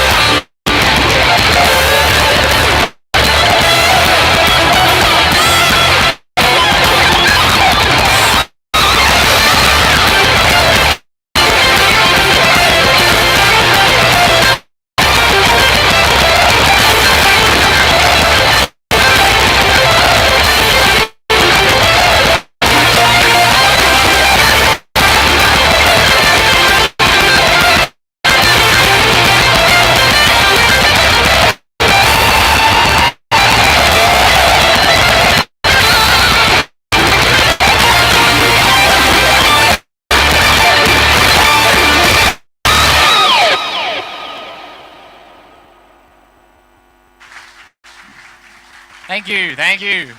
I'm Jake. I'm a guitar player and composer from Edinburgh. I'm also Colin's guitar teacher, although I expect he's not been practicing very much this week. You just heard a medley of monster themes from Monster Hunter Generations by Capcom, written by Ryo Uratani. I'll be playing a couple other video game soundtracks for you tonight. All the music you'll be hearing was recreated from scratch by me, including all the backing tracks and everything. So, not that this is a big stage, but if you could imagine a whole band of me's behind me playing all the other instruments, I hopefully won't feel quite as conspicuous as I do by myself. The next one up is going to be from Demon's Souls by From Software. This is Maiden Astraea's theme, written by Shinsuke Kida.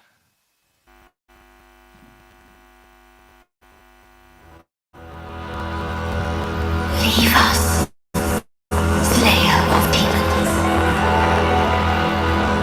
This is a sanctuary for the lost and wretched.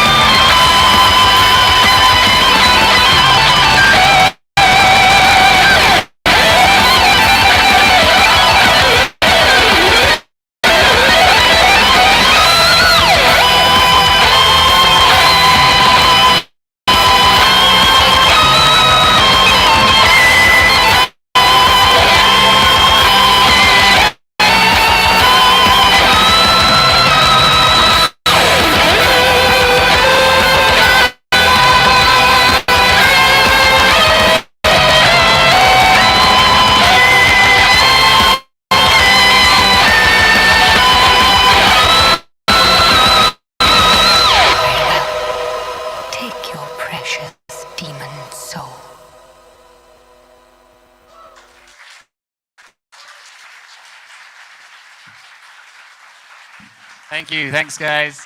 Okay, I'm going to dive right into the next one. It's an indie game. It's a card game.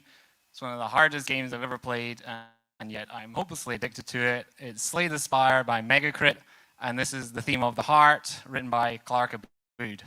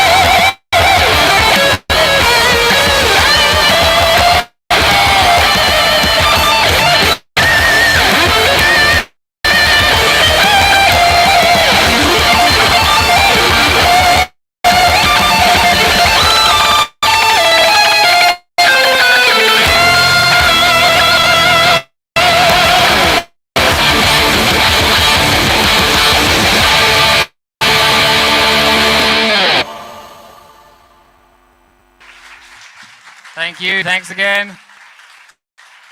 Thank you. This will be the last one for me tonight. Just want to say a huge thanks to you guys for your support. Thanks to everybody watching on the live stream. Special thanks to Lucy doing the sound, and also to Colin for organizing this and inviting me along. If you want to hear more of my stuff, I'm at jakewoodwardmusic.com. You can hear more covers, originals, metal and otherwise. Last one is from a game that's kind of captivated me since it was first revealed over 5 years ago now. It's probably my favorite game of all time. It's from Software's magnum opus, Elden Ring, written by Tsukasa Saito.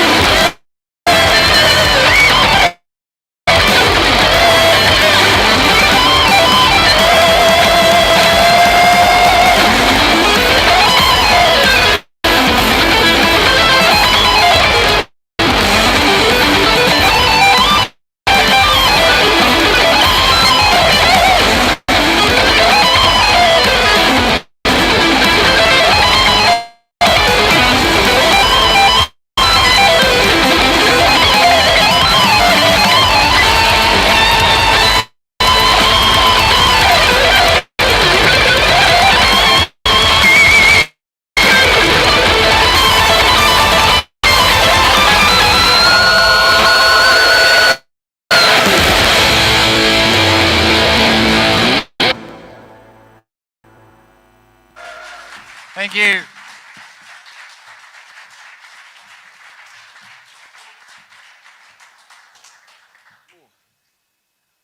Awesome, awesome job, Jake, and also not a single string snapped.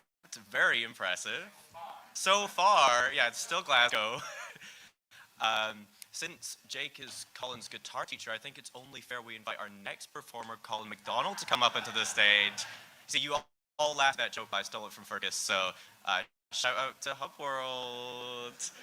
Are we ready for the next talk? Is the audio all good? Yes. So our next speaker will be the producer at Circleback Games, who is working on Curation, which is an award-winning sandbox museum building management sim.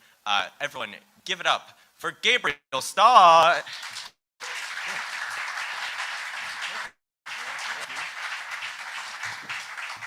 Okay, hello.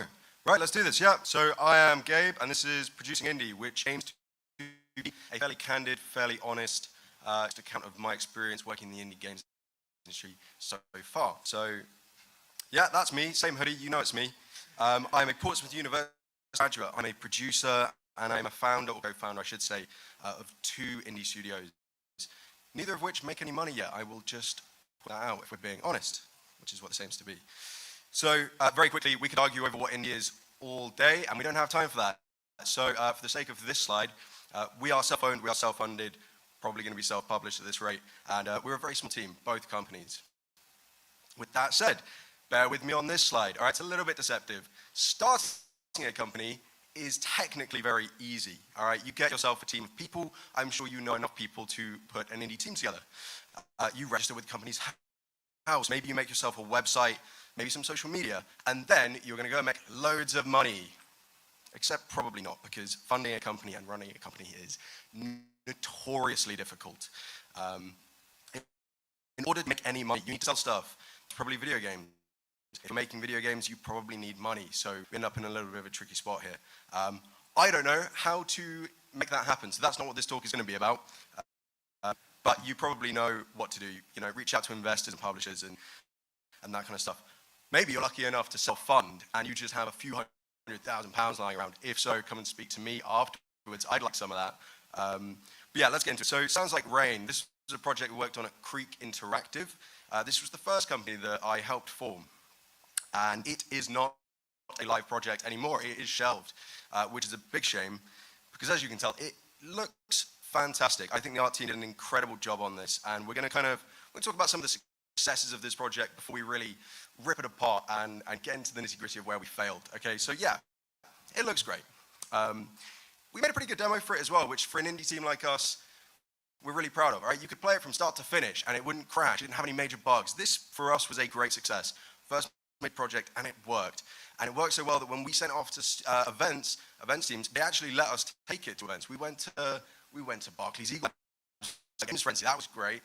We did Game Dev London. We did WASD, RIP, will be missed dearly, right? And then because we took it to these events, we actually managed to start speaking to publishers, which again, massive, massive step in the right direction for us. Spoiler, we didn't get the money.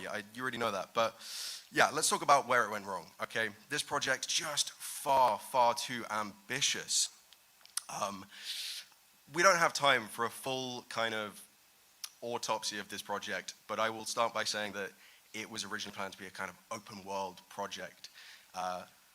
Already for the team that we had, for the skill set that we had, that was way too big of a goal, let alone all of the XR, VR stuff that we were kind of hoping to do with it. Yeah, definitely a little bit too ambitious. So as a result, we had to start adjusting the scope. We were adjusting the scope like there was no tomorrow. And as a result, the core concept just got completely lost.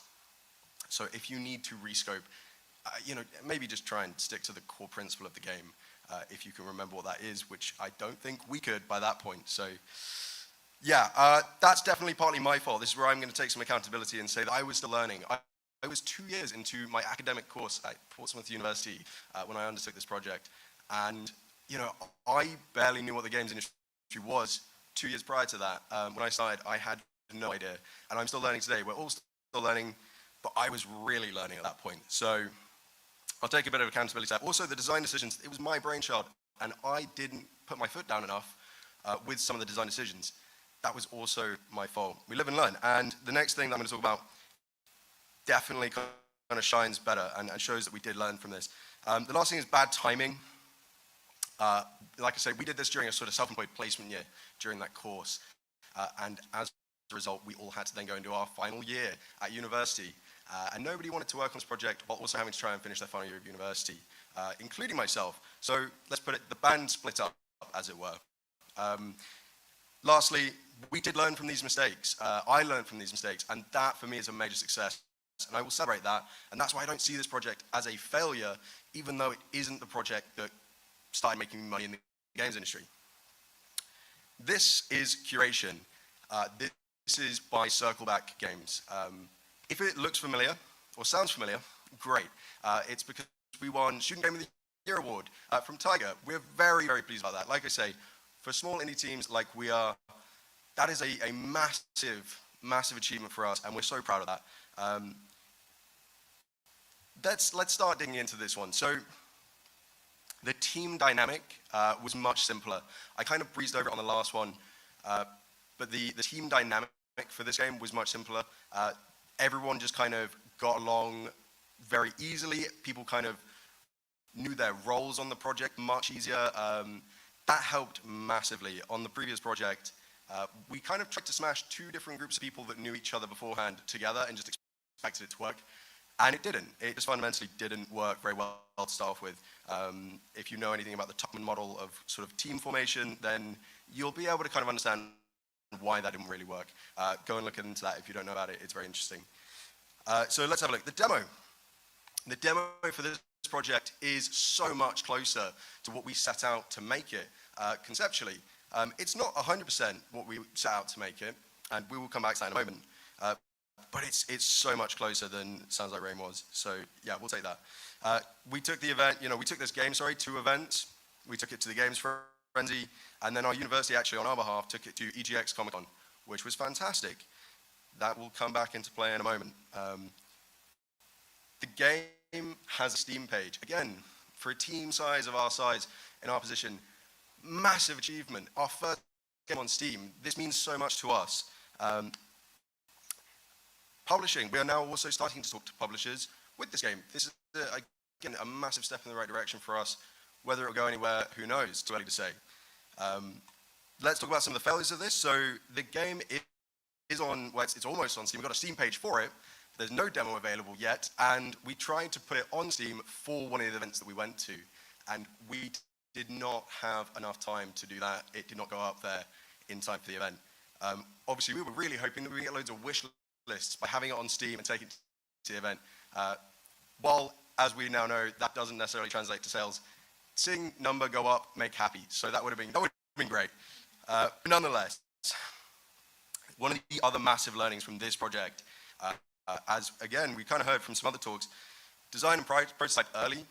That is something that we kind of didn't do with this one. I and my co-producer on this project were waiting for a really comprehensive design document that just didn't come, and the team weren't willing to wait for it, as they probably shouldn't have done. And they just got on with prototyping the game without us, fundamentally. So this was ridiculous. Don't let your team just leave you in the dirt and start doing stuff. Work with them, support them. We'll come back to that in a second. So, scope, like I said, it's so much closer conceptually. It's still missing a couple of major features that I think are going to make the gameplay just so much better than it already is. Unfortunately, while it's not in there right now, which is a bit of a failing, it's still a live project, and we can still add that. So we'll live with that. That's not so bad, okay? And then lastly, the last thing I'll talk about with this one, marketing-wise, we've been really slow on this one, and that's, again, talking about accountability. Probably my fault, really. I should have been more on it from the start. But again, not too late. We're now working on that, so social media will be going up soon, website will be going up soon. So keep an eye out for that stuff. But in the meantime, maybe just go and wish list on Steam, because you can do that now. Right, we've got to kind of start closing up, because there's not a great deal of time left. So some final thoughts here. Yes, serve your team. Please work with your team. This is one of my massive learnings so far. Just go and support your team. If you know anything about servant leadership, fantastic. If you don't, and you're interested in leadership or production or just bettering yourself as a person in general or whatever, go and have a look at that. It's great. It's kind of a philosophy that I'm trying to adhere to as much as possible. So look into that. Finding the time. Like I said, I'm not making any money off these games yet. So I work full time in a bar. That's how I pay. You will probably find yourself in a similar position until you're making money. And it can be really tricky to find the time to work on your projects. But if you are a producer, if you know anything about project management, then apply some of the skills and just find the time. Be efficient with your time and your assets, your money, all of that, okay? You don't have the resources that big company has. We don't.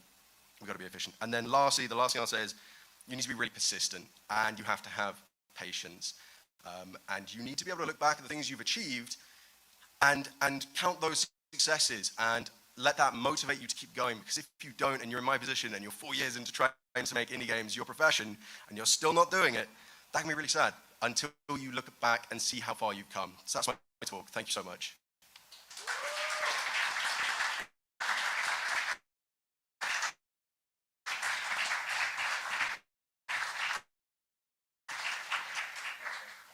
Thank you, Gabe. And also, I just want to say an extra good job to Gabe, because I learned yesterday that was the first talk Gabe's ever given. It was crazy impressive. Get another round of applause for that. So we're going to go into another break, but first I've got to thank a few more of our sponsors, Speech Graphics and Team Terrible, but also thanks to all of the sponsors tonight, we're going to have some cupcakes, which are emblazoned with a logo of various sponsors, so they're free to take. And also we have extra food left over, because obviously we only just got plates, so I think there's a good amount, so feel free to take some. Even if you don't have food on your badge, just take some food and enjoy yourself. But also I'd like to quickly shout out the raffle again.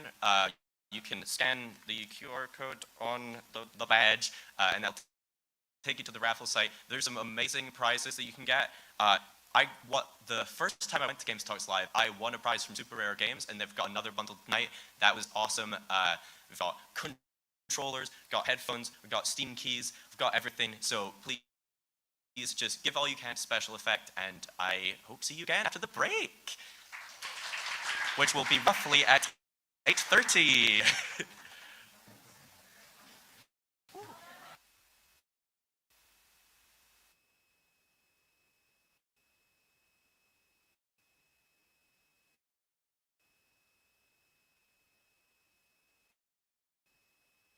These sometimes get like confused, but I don't know. I like saying mine's is homebrew. This, or like you get demakes that are kind of bootleg homebrew things, but I'm not going to talk about them. There is a whole bunch of ways to make games for old systems these days. You can use NESmaker, GB Studio, like a whole bunch of engines and stuff. So it's easier than it ever has been. And like, if you do this stuff, please share your work in progress on forums and stuff, because then people can learn from what you've learned. Yeah, forums keep this kind of stuff alive. It's just better than Discord groups, because that really gets lost. And it also helps you meet a whole bunch of people. So then when you go to events, you can hang out and meet all these people that you've been just avatars with for long times.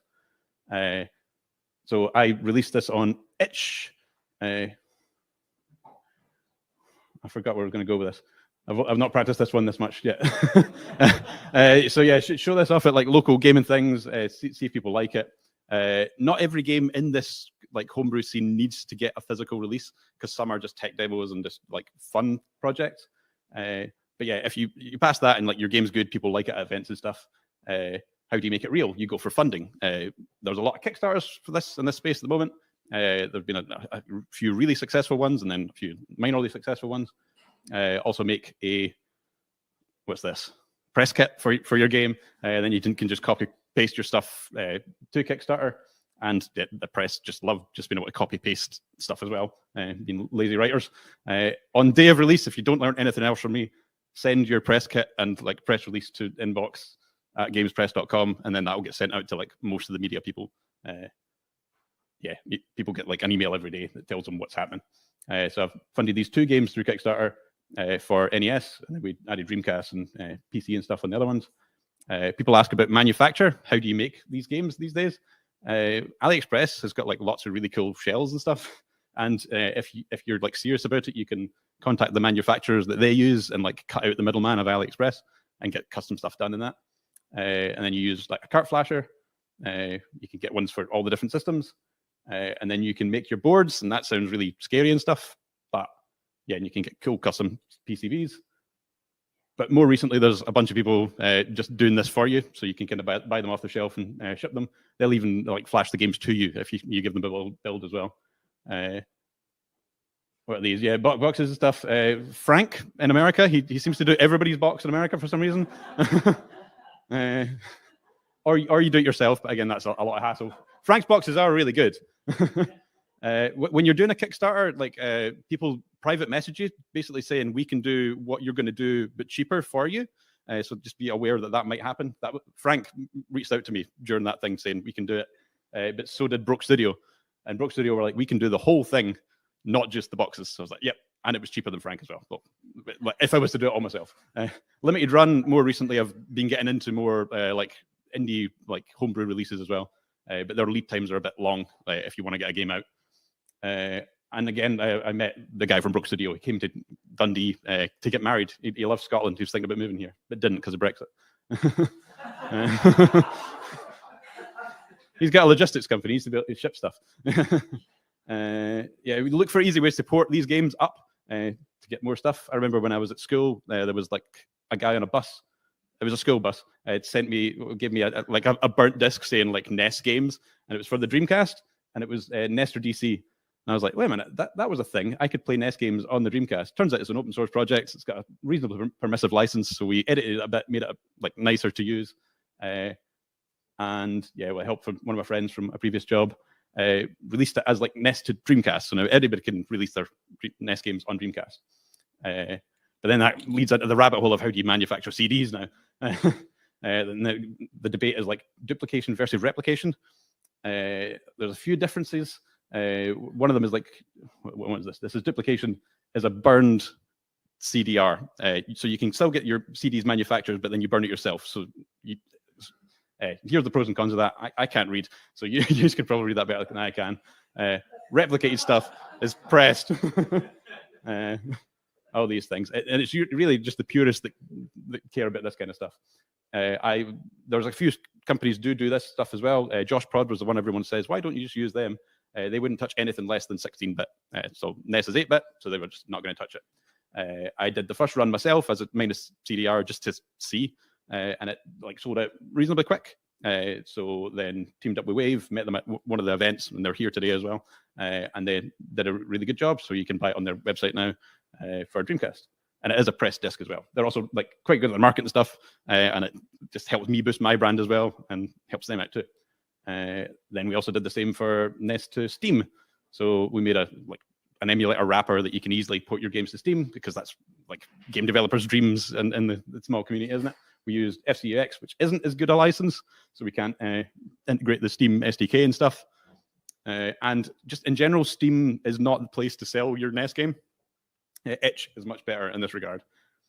Itch has tags for NES game already, which Steam doesn't, and people know what to expect from this.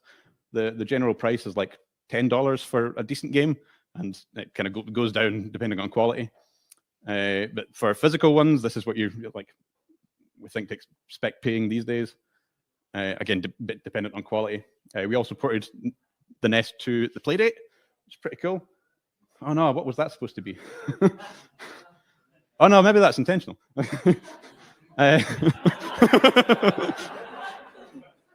Yeah, you can't, there's no NES to Playdate emulator at the moment. I know a guy that's working on it, but it's not ready yet. But I do have this guy who did program Tapeworm, and he did it in such a way that it was really easy to do over, and he did it in an evening, basically. And then a couple of weeks of like polish after that. The NES and the Playdate both have the same vertical resolution, which is really nice because you can just like redraw your sprites one-to-one. If anybody else is going to do this, which I know is highly unlikely, but I would say, yeah, do like optimize your things. Don't rely on dither patterns or anything. Like redraw your sprites. Porting up to modern consoles and stuff as well. I went through Ratalaika Games. Everyone was kind of racing to see who would be the first ones to get their new NES games on storefronts. And these guys, I had like murmurs that they had the tech ready, and their lead times weren't that long.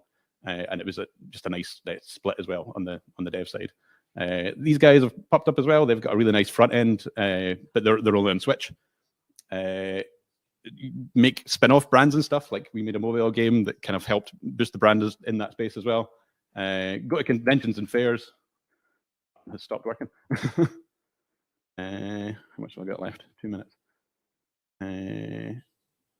Yeah, go to conventions fairs. You never know who you're going to bump into these fairs. Like one day at the last day of a 3-day event, a guy rocked up and started talking to me about stuff. He was really interested, and then he turned out to be a writer for Nintendo Life. So we got a really nice post on that.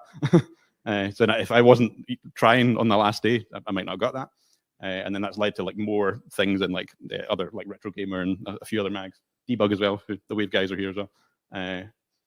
Sign up for all the things. I tried to get Evercade's games, just sent them an email saying you've got a new console that accepts like old ROMs. I've got a new old ROM. And I again liked their marketing strategy. They reached out to a whole bunch of retro YouTubers. They did a really good job. So then we got Flea on Evercade 1 and Tapeworm on Evercade Heroes 2. And then that led to like a merch deal with them as well, which so we got plushies of the Fleas made, and then they are juggleable, just in case you wondered. And yeah, I got my game. It was such a proud moment. Game in Argos, not on the shelf, but on a kiosk at least.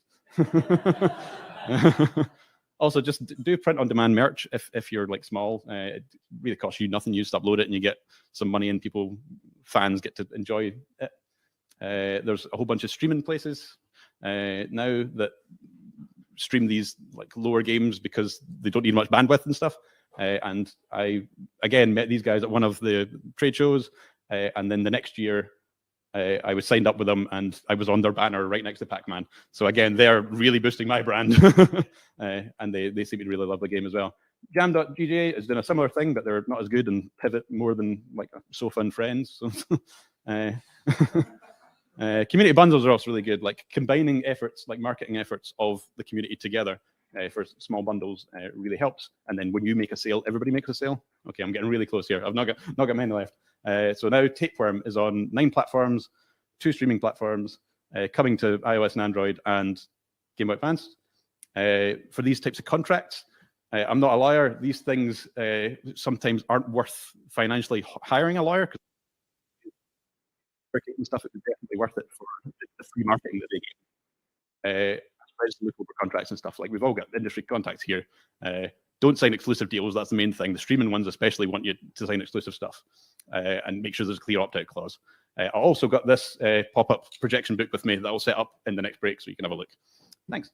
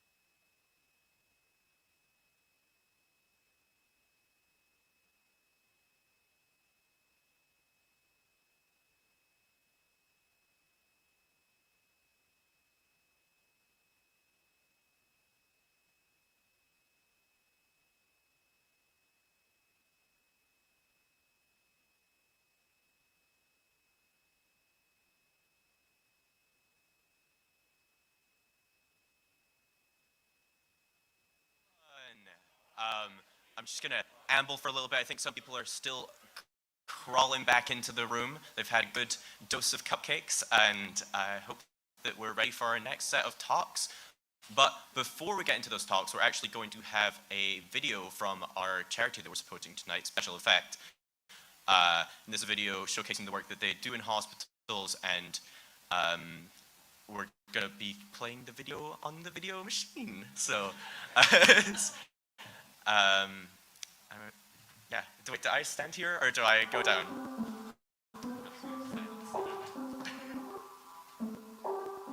So my name's Dan Perkins, and at the age of 30,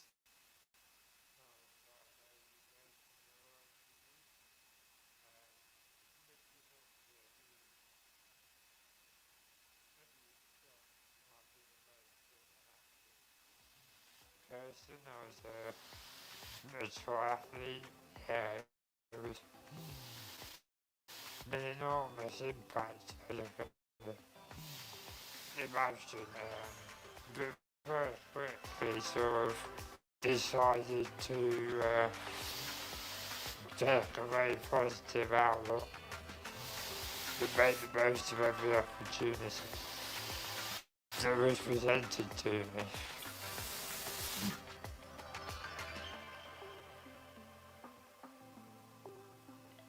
I think it was my wife that told me about a charity that could help me to continue to play computer games. Yeah, just got in touch, and it's been an amazing journey ever since.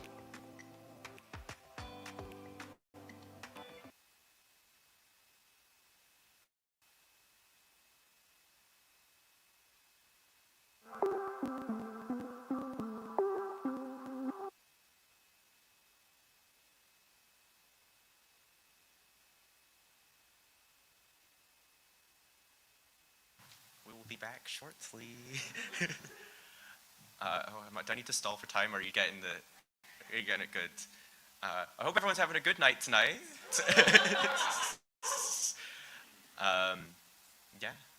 Yeah, wow. It seems like everyone's having a good night. Am I doing a good job tonight? Thank you, because I am very insecure. And it seems like everyone's been having a good time, and hopefully we'll be able to get the video back up and show more of the amazing work that Special Effect is doing. The stuff they which has been fantastic. It's good for being independent. It's good for being afraid.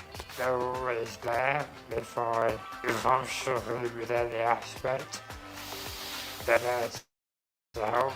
And I look at my civilization, demonstrate everything that I'm doing. Because it's so amazed that I can do what I do. And it's like I say, it's a wonderful thing. And I think I set them quite challenging tasks.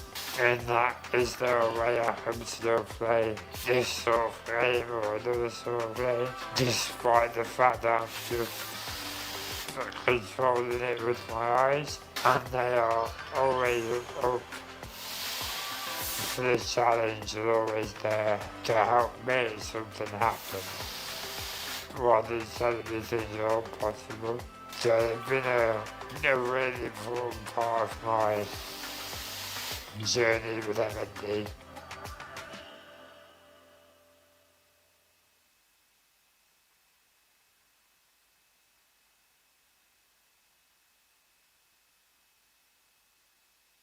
Work that Special Effect is doing, and you can support them tonight by donating to our raffle. Every £5 that you give is worth one entry to the raffle, and then we're going to do a big draw, spin a big wheel, and people will get prizes. But also, if you would like to just donate without entering to the raffle, you can also get a beanie at the front desk if you give us £20 to donate to Special Effect.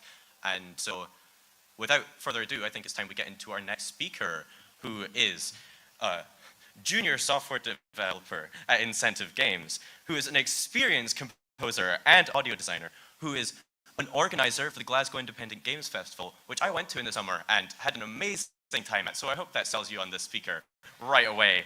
and also apparently does an amazing Shadow the Hedgehog rapping impression. So I think it's time we give up for our next speaker, Ryan Caulfield.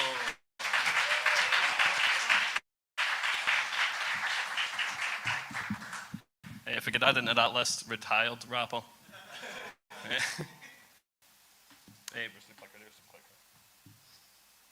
Game dev community building is what I'm going to be speaking about. As a co-organiser of the Glasgow Independent Games Festival, I feel like that gives me the slightest bit of authority to say that game dev events are really good and they matter and we should have more of them. I didn't have a very professional photo of myself, so there's me in a suit with my Men in Black look. Yeah, quick summary. So I'm a sound designer, programmer, and events organiser. I'm a big extroverted nerd, not Ned. No one's getting in fights. Big nerd, career changer. Used to work in ScotRail for 6 years, and that sucked. And my favourite game is Luigi's Mansion. If you ask me that, even later on tonight, I'll probably say something else, like Sonic Adventure. And I'm making a comedy platformer exploration game set in Glasgow called Mungo with my girlfriend. So quick disclaimer, the GIGIF, Glasgow Independent Games Festival, that we got the GIGIF from now because that's a lot of syllables. It was a team effort, there's about 4 or 5 of us, so it's not just me, so all opinions are my own, and I'm learning more about this all the time, so I don't know everything, and online communities are massive, but that's not something that I really know much about, because, I don't know, like Blue Sky kind of scares me. Seems good, but I've got like 2 followers. You'll get that at the end. So game dev community helped me to quit the job that I hated. Shout out ScotRail. I was there for like 5 or 6 years while I was trying to kind of break into games through sound design, and then through going to game dev events such as the pub meetup in Glasgow, which I now host. I met people that told me their path into games. They told me the alternate ways that they done it. People told me about Code Clan, which is now RIP. That shut down, but it was like an intensive programming course, so I done that with the intention that I would get hired as a technical sound designer, but folk were just like, oh, you're a pretty good programmer. So I'm a programmer now. Yeah, but I've learned a lot about the games industry from them stuff, and being involved in them things is what led me to being here as well. If I didn't go to that pub meetup like 5 years ago and drink with a bunch of folk from Glasgow, then I wouldn't have met the folk that got me to then be involved in the Games Festival, to then be involved in hosting the meetup. I swear to God, I did not mean to have you in both of these photos. I just picked 2, and I was like, you know what, that looks like community.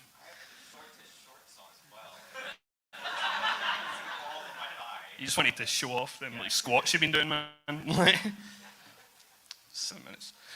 So yeah, importance of communities. They give you a trusted point of advice/info most of the time anyways. You can speak to people that have different takes on things and learn from them what they've done, what mistakes they've done, as well as what you should be doing. You get inspiration from those around you. You can get different game ideas. You can get different job ideas. You can get all sorts of different things from that. And game dev can feel super isolating, even if you work in a studio. Not everyone's the most social butterflies. So if you want to be, hanging out with people that are interested in the same things, it's not always your work that are the best people to speak to for that. Sometimes you just want to go out and meet people that are involved in similar things, do similar things, and have similar interests. Build it and they will come, famous quote by me. It's funny that he quotes Field of Dreams and not whoever actually said it. But yeah, nothing creates nothing, so you may as well do something. Is my kind of outlook on that. You can be the catalyst within your circles. If you're thinking there's not enough game events like this, Colin's full speech at the start, Shadow's mass speech, his was better, right? But you can be the first person in your group to do these things, and you can do it on smaller scales. You don't even necessarily need funding. Good example being the Glasgow Game Dev Meetup. We go to a bar once a month, and we have like anywhere from 10 to 30 people turn up, and we all just chat about games. It's lovely, it's wholesome, and it motivates you to do more things.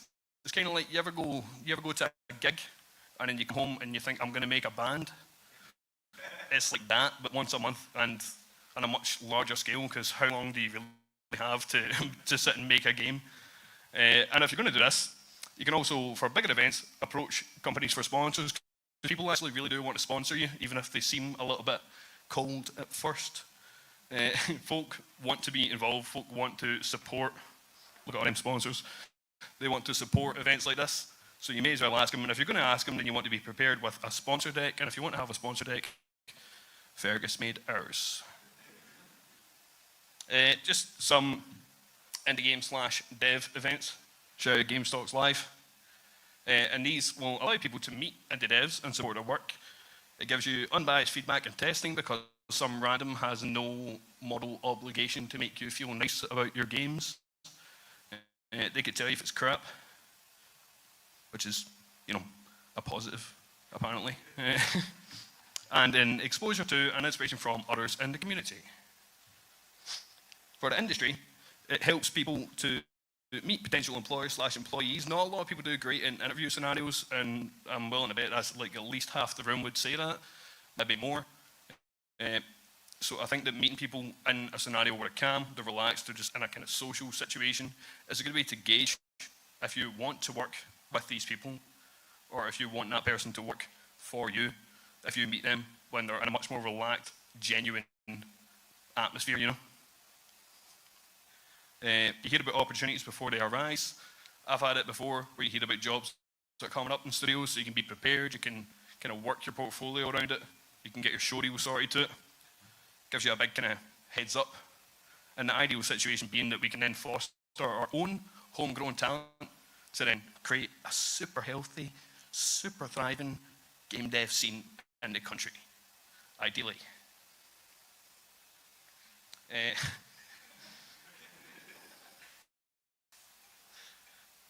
This is one of the slides I added on the way up here. So what I would love to see is a super supportive and collaborative game dev communities across the country and obviously elsewhere, but let's just focus here first. Right? Shout out to the people that travelled up from England. These are doing great as well. We want to have thriving events scheduled. I don't see other events coming up as competition. I don't see Glasgow Independent Games Festival being competition at all to GameStop Live by having more dev events. I think more game events equals more opportunities, equals better things for all of us. I would also love to meet everyone here again at a future event with this thriving utopia of game events. So come along. Most important thing being, game dev communities are fun. Thank you very much to Colin for having us here, for the rest of the GameStalks Live crew for having us here, and for all of you for being here. That's super nice. Thanks.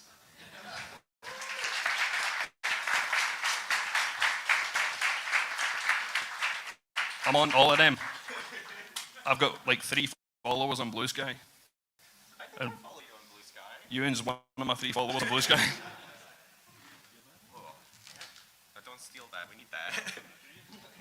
Thank you, Ryan. Also, I mean, he's kind of segued in, but I also run pub meetups, but Edinburgh. So I also think it's very important to, you know, yeah, link up. This is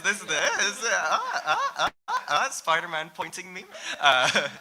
So I think it's obviously very important to foster a community, and that is something that is very important to me too. So thank you, Ryan. Also, if you're interested in coming to my meetups in Edinburgh, please let me know. Let me know after. Let me know when I'm not doing this. Anyway, so let's get right on to our next speaker of the night, who is a junior programmer at Sumo Digital, who is a multi-award winner, and is going to talk to us about the joys of tools programming. It's Amy Elliott.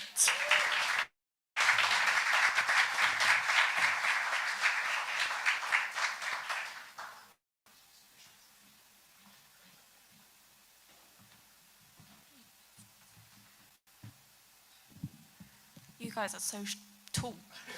All right, that's okay. Let's get started. There we go. Hello. My name is Amy, and I'm a Unity and C# programmer. I've worked in the games industry for 3 years so far. I've worked on some super cool games and with some cool companies like Sumo Digital and Jagex. and I recently wrote a paper on communication and tooling within the games industry. So I wanted to share some of that with you guys today. This talk is more of an introduction to tools programming, so it's great for any of you guys who are making your own game projects and want to speed up development a bit. So by the end of this session, I hope some of you would have learned what and why are tools important, because they're very important. And then we'll move on to how to do some tool dev in Unity, just a very basic example of things to get started looking into. And I'll show you some real world examples. And then I'll move on to how you might get started with making your own tool. And we'll wrap up by learning about how to integrate your own tool teams into your projects and a tool request process. So, what and why are tools important? So, you all probably know what a tool is, but if you don't, they're anything that speeds up a workflow and helps developers create games efficiently. There are many challenges in game development, and these can be fixed by making a tool. These challenges are miscommunication between developers or disciplines, and this miscommunication can cause iteration until the thing is right, and that causes lots of delays. And there's lots of repetitive manual processes within a game development workflow. So these can be fixed by making a tool, and repetitive manual processes can be fixed by automating tasks, and automating tasks enforces correctness of data. So nothing goes wrong because no one's doing anything manually, and that makes everyone happy. And it addresses unique project needs. So if you're working with some wacky hardware, like for example, I was working with a moving chair at one point, or if you're working with a proprietary engine which is relatively new, some tools can help speed up development. And if you're working with data, for example, which only a programmer might know how to work with on the project, you might create a tool which enables other disciplines to access that data and change that data. And doing this aligns technical and creative teams, which makes everyone happy.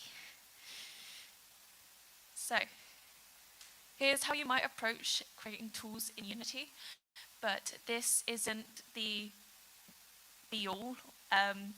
You can create tools with everything, anything for everything.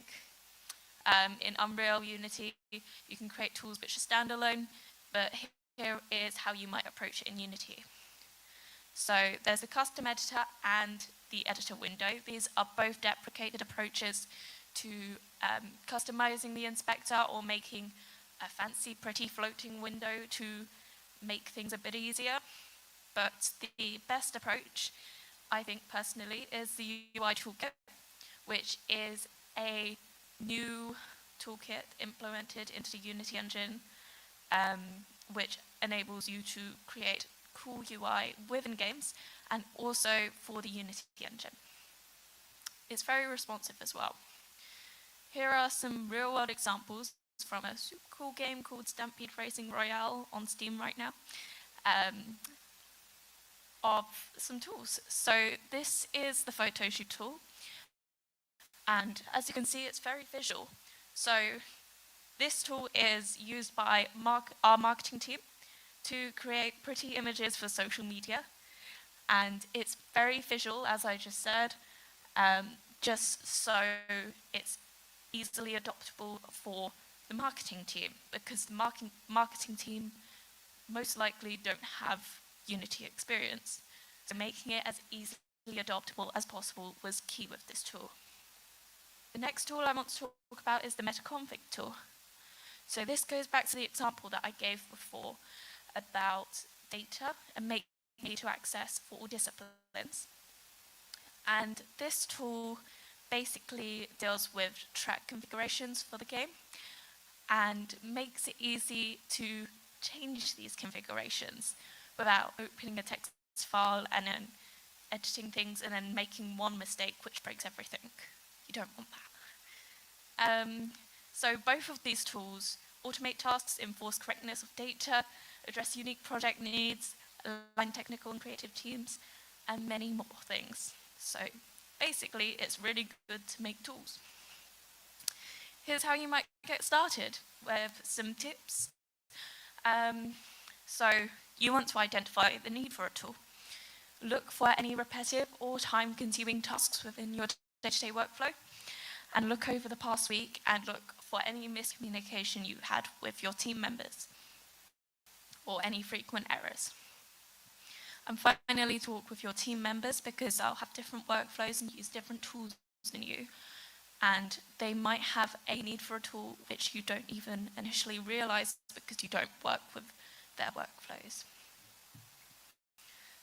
Designing is also very important because you would like a good tool so it's as easily adoptable as possible, and part of that is making it as pretty as possible or usable. So look into user-friendly design. So UI and UX, or maybe steal a UI programmer and get them to make things look pretty for you. And iterative testing. So by this, I kind of mean test it as you make it, but also drag the intended audience for that tool to play around with it and use it as they would use it to do the job. So they might try something that you might not try during your workflows. You also want to make sure you're doing regular updates, because as a game progresses, your tool might not work over time, and you want it to work. So just make sure you're always updating it, and you have ownership of your tool. So a good kind of little tip, I guess, is if you've got ownership of a tool, you've kind of got ownership of a section of the game. You're kind of like a feature lead of a tool.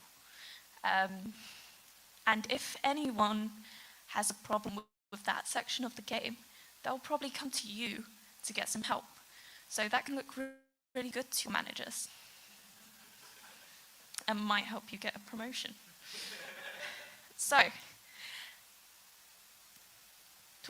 a tools request process will make programmers happy, because if you have a process in place for requesting tools, the tool programmer or programmers, if you don't have a tools team, will not get spammed by people asking them to make something.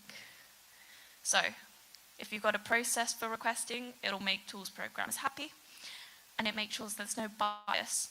Because if you have a request process in place, if you don't have a request process in place, it'll only be like the programmer's friends who are asking for tools. And you want to make it as open as possible to everyone, so everyone can request what they need. But it also encourages collaboration between disciplines. Sorry, let's go back to that because I didn't really expand on that. By that I mean, if you've got a request process and you make it very clear to everyone, it allows people to kind of think of what tools they need as they're developing, and it allows the programmers to work closely with other disciplines. So it's very important to ask your team what they use most and get to know your team, because if you're a tools programmer, if you're with a small team of tools programmers, you'll need to know how everyone works, because you might be making tools for the game, but you might also be making tools for everything else. So getting to know your team is very important. And in this survey, you can see, let's see if I can use the pointer thingy. There we go. Microsoft Teams is the most used within this team.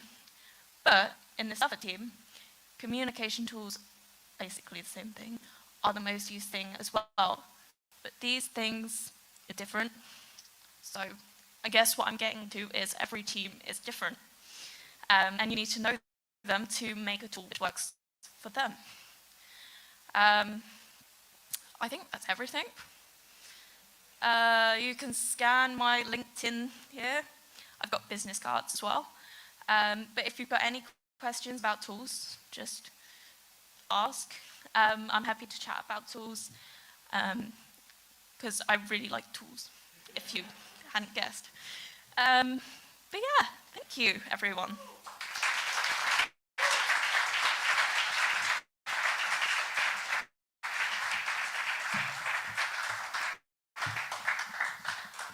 Oh, wait, how do we go up?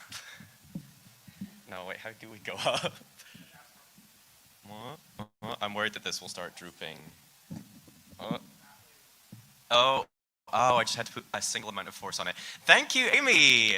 Also, very inspirational. I feel like I always get to the end of my projects and realize this would have been so much easier if I just made a tool at the start that did this. So, very great to hear that. And we're going to be getting on to our final speaker of the night. So, our final speaker is a narrative lead at Primal Game Studios and who has years of experience developing CRPGs. Please give a warm welcome to Brian Mitsoda.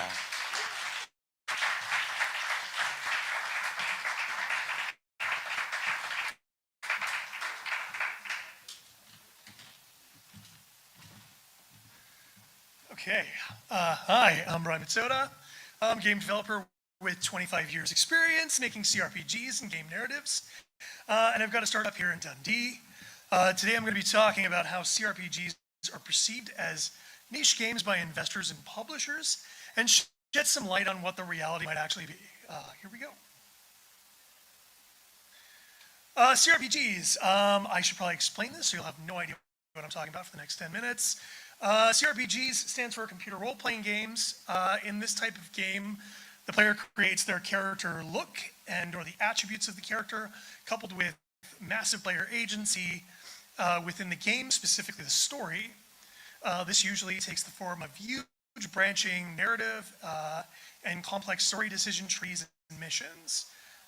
Different players have different experiences. Choices have consequences, and the game reacts to how the player is playing a game. The game recognizes the choices I have made, and the story changes based on my decisions. This also means that missions and NPCs have been designed for players to take advantage of the skills or gameplay they prefer. You'll also hear the term RPG attached to almost every game nowadays. All it means is number go up, which may be a part of CRPGs, but it's not the same. The two CRPGs I'm focusing on today are Baldur's Gate 3 and Disco Elysium. Baldur's Gate 3, developed by Larian Studios, has to this point sold over 20 million copies. Startup Zaum released Disco Elysium The Final Cut for consoles and PC in 2021 and has sold over 4 million copies. These are wildly good numbers, in case you're not sure of how many copies that is, compared to each game's budget. Both games are big, critical, and fan favorites. BG3 was one of the biggest hits of 2023, and also won most of the Game Awards last year. So with these numbers, everyone should want to make CRPGs, right? Well, despite these sales numbers, CRPGs have a reputation as being games that only appeal to a niche audience. Here see a leaked report from Microsoft for their Game Pass service, where they critically undervalued BG3 and offered them a small payment to add it to the service, about the same amount they would make from less than 100,000 sales.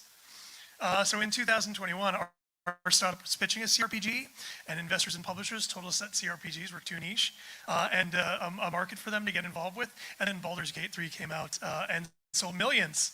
I'm establishing a pattern. Just wait, you'll see. So here is where I show you my credentials, so there seems to be some validity to what I'm claiming. I've been making CRPGs for 25 years. I started at Black Isle Studios, RIP. Then I went on to Troika, also RIP. Then to Obsidian. Then I started my own CRPG studio. And then I worked at Hardsuit on their first and last CRPG. And most recently, I've worked at Wonderstorm and Primal. In the early 2000s, despite making genre-defining CRPGs like Fallout and Planescape, Torment, Black Isle Studios was on the verge of collapse because Interplay saw console action and strategy games as the future of the company. From its ashes, we got Troika and Obsidian. I joined Troika in 2003 and made a cult classic CRPG called Vampire the Masquerade Bloodlines, which was released in 2004. It came out at the worst time imaginable against Half-Life 2, Halo 2, and Metal Gear Solid 3, and was not an instant hit. However, it went on to sell over 3 million copies and is still talked about to this day. After release, Troika could not sign another project because single-player CRPGs were not seen as lucrative. In the end, Troika had to close its doors. When we were shopping around multiple prototypes at the time, trying to keep the studio afloat. One of the games that we were working on was a spiritual successor to Fallout. In 2008, Bethesda released Fallout 3, which sold over 12 million copies. Totally niche market number, right? Imagine if someone had invested in the talent at Troika and what they could have made off of us if they had signed the studio to make another Bloodlines or Fallout-like. Let's look at the sales numbers on some of the biggest single-player CRPGs in the last 20 years. Those numbers look pretty mass market to me. In fact, some of these would be placing in the best-selling games of all time. So why are investors constantly ignoring the single-player CRPG market, and why do so many projects fail to launch? Most of the games I have worked on have been canceled or reworked during development because CRPGs take so long to make that by the time they make significant progress, publishing regimes and marketing departments have suddenly decided to follow some other trend. Investors and publishers want money quickly, and CRPGs take time. But a successful CRPG not only has the potential to make a lot of money, they're evergreen, they sell consistently, and help fund subsequent CRPGs. To understand the potential of their investment, publishers and investors have got to understand the long-term profits and audience that they're investing in. CRPGs are incredibly complex and require a team with the knowledge to build them. An experienced team, management, and developers saves money in the long run. If you can't build basic tools like a dialogue or mission editor, you won't finish the game. All the systems in an RPG feed into each other, so if you neglect any of them, the others won't come together in time. It's been my experience that teams with inexperienced personnel spend years just trying to figure out how to make CRPGs.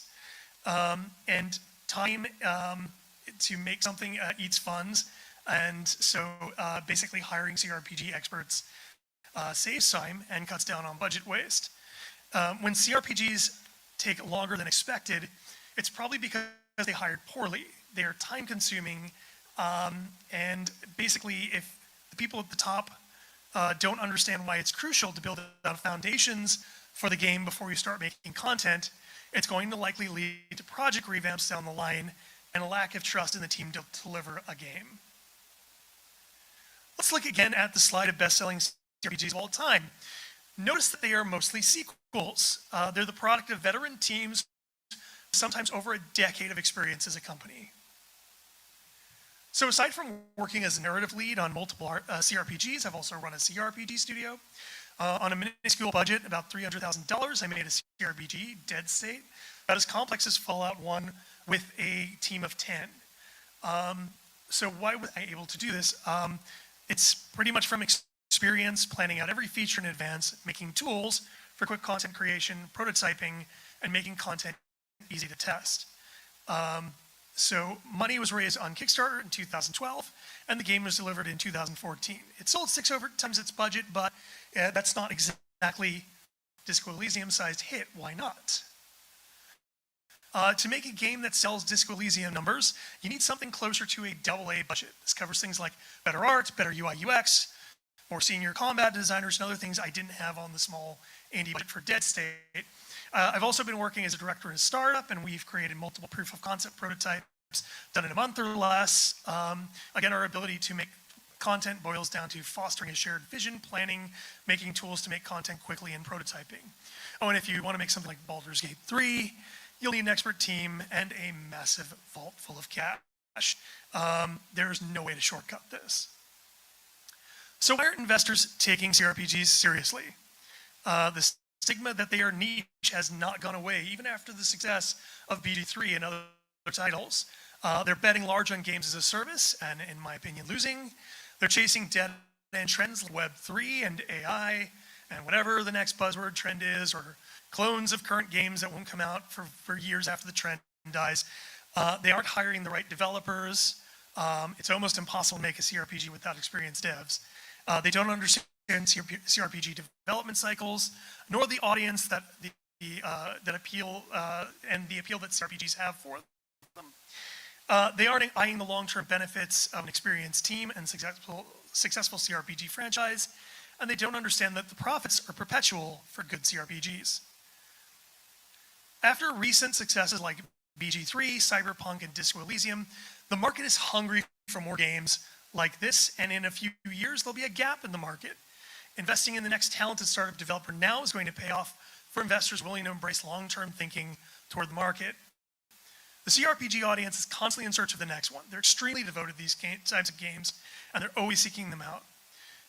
When a CRPG delivers on the promises that it released, the word of mouth for these types of games is huge, and success can be measured in millions of sales.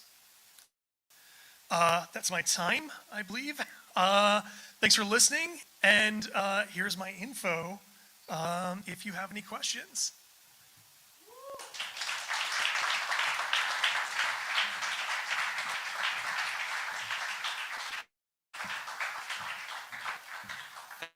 Thank you, Brian. And that was all of our talks for tonight, but we're going to have another video for special effect to be shown just to support the charity. And our raffle is going to be ending soon, so I'll plug that after we watch the video. So, we're good? Lucy's working very hard. Also, can we give a round of applause to Lucy doing the sound, the video, everything. She's been amazing.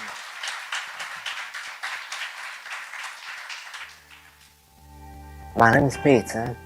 I've got primary progressive MS.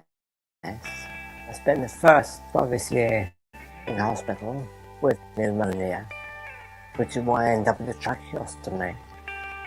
And one of the lovely nurses in intensive care, she told me about special effects. When they came back to the hospital, they set up a tablet for me. I tried it and there's been no looking back. It's amazing. Got the tune control joystick which clamps to the table.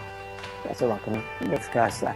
And then I've got a button which is like kicking my mouth. Now I've got full access to a tablet. I've got full support whenever I need it. There's been a lot changing for me. When I was in hospital, I was able to use WhatsApp and send my wife a message just to say good morning. And she said it was lovely.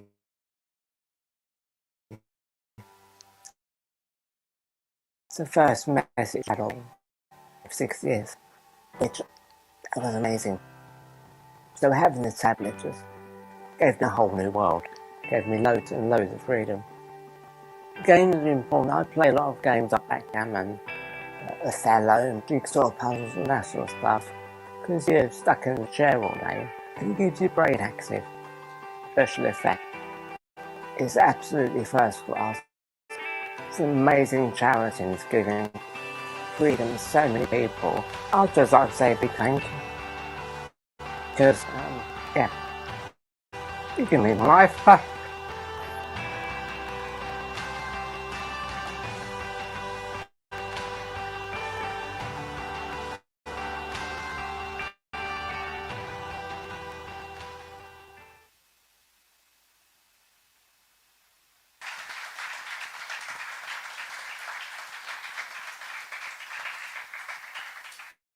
Yeah, it is really amazing seeing the work that Special Effect does, and it is amazing that GameStars Live is supporting charities every single year. So we're going to have about 10 minutes for people to still enter the raffle, and then we're going to count the names up and we're going to do the draw at the end after our keynote speaker. So if you want to join the raffle, you want to donate Special Effect, you can scan the QR code on your badge, and that will, every £5 you give will put in 1 ticket for the raffle.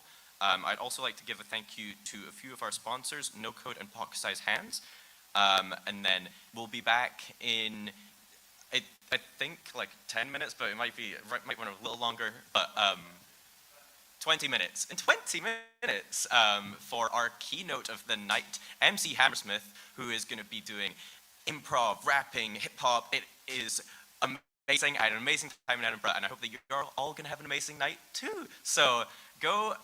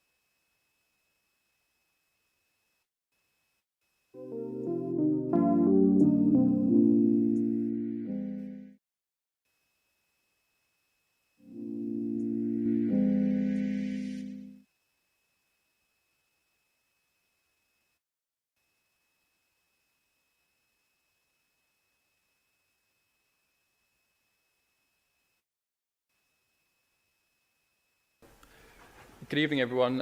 Thanks so much for your time this evening. Really excited to be here today. So I thought I'll start by just kind of giving you a bit of an intro to who I am. So I started in the video game and entertainment space back in 2011. So I initially started to work for 2 different media agencies. So, but they specialise within the video game sector. So some of the clients that I worked with, just to sort of name a few, so I worked with Bethesda, Activision, Nintendo, Konami, Codemasters, which some of you might remember as well. They're still alive somewhere. You know, I was there for a few years, and then I decided that, you know, the gaming industry I was kind of done with the gaming industry, and I wanted to sort of move on and try something different. So I worked for a company called DAZN, which some of you might be familiar with. They're like a sports streaming platform, kind of like the Netflix of sport. So I did that, but you know what, after like a year or so, I just really missed gaming. I wanted to sort of get back into the gaming sphere. So I joined Square Enix. So I was the UK marketing manager at Square Enix. So I ran all their marketing campaigns to sort of bottom up. And then I left Square Enix after sort of 4.5 years. I joined Take-Two Interactive, and I was part of the 2K brand. So I did that for a bit. And then now I'm at Green Man Gaming. So I've only actually been at Green Man Gaming for 3 weeks now. So if you do have any questions, just go easy on me. I don't have all the stats. But yeah, that's a little bit about me. So next I've got a little 30-second sizzle reel just to kind of give you a bit of an intro to who Green Man Gaming are, and then I can sort of deep dive into a bit more about what we do. That should have sound. I'll let it play. I promise it's got a cool soundtrack, but maybe I'll send it to you guys at another point.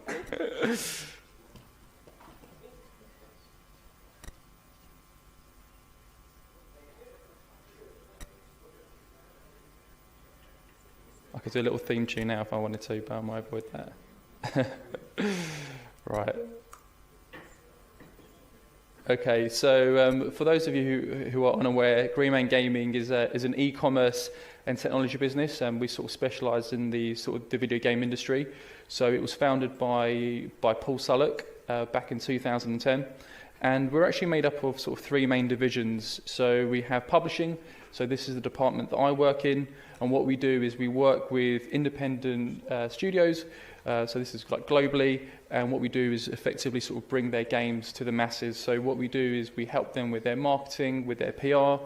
We also help them with social, community. We also work with sort of various influencers as well, and also within trade marketing as well. We then have our retailer side. So this is essentially our sort of our bread and butter.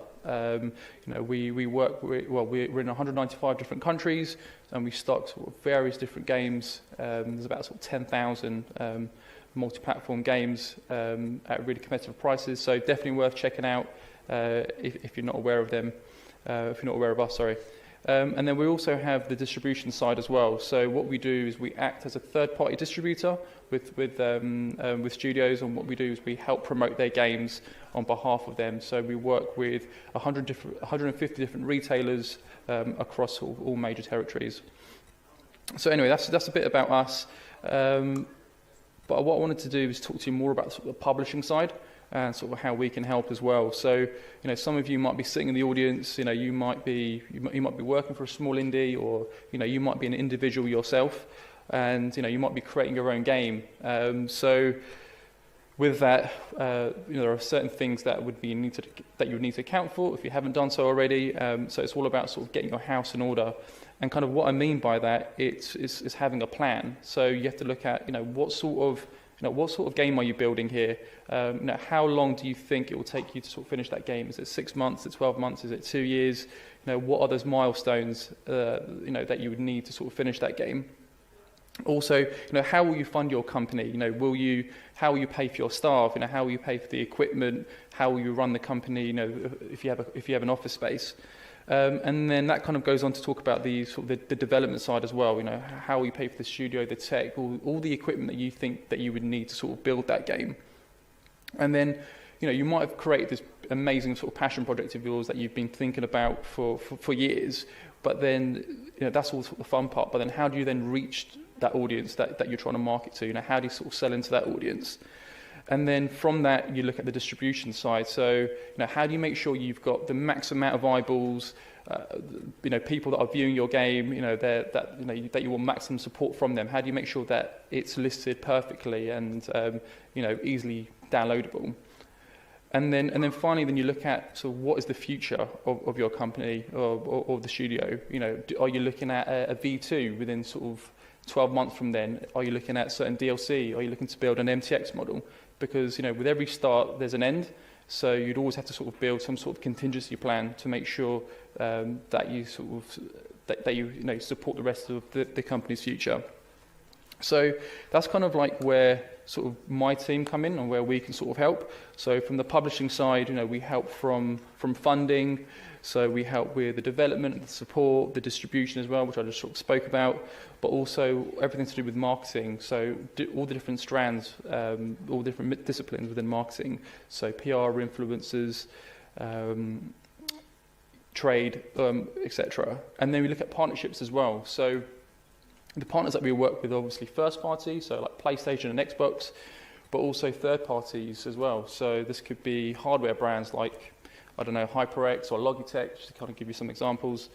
And then what we do is we help at sort of different stages. So if you look at the pre-launch phase, so like I said, we help with the funding, the localization, but also the Q&A, really helping with the awareness and then executing on that as well from a PR and marketing community point of view.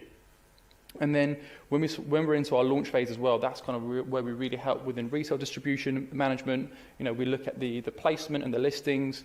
We help with the pre-orders, so it's really important that there are a decent amount of pre-orders or the wish lists are there as well, but also the pricing model as well. Are you pricing yourselves too highly, or are you sort of undercutting yourself? And then also helping with sort of trade marketing and affiliates and social media as well. And then when you get to your sort of post-launch phase, it's all about sort of retail channel management planning. And also promotional sales as well. So there are various sales that happen throughout the year. Which sales you want to be a part of, which ones don't you want to be? How do you price yourself so that you're competitive as well? But I think anecdotally, for a publisher, it's okay that you want some of this, but you might not need all of it. But I think one thing to sort of take away from this is that third-party distribution is really key here. So, you might have your game on Steam and it might be doing really well, but third-party distribution can really add sort of 20 to 30% incremental sales to your current sell-through. So just something for you to be aware of. And that's kind of everything from me. So I'm happy to take any questions. If not, hit me at the bar. I will be wearing some sort of tag, but yeah, or feel free to email me. Thank you.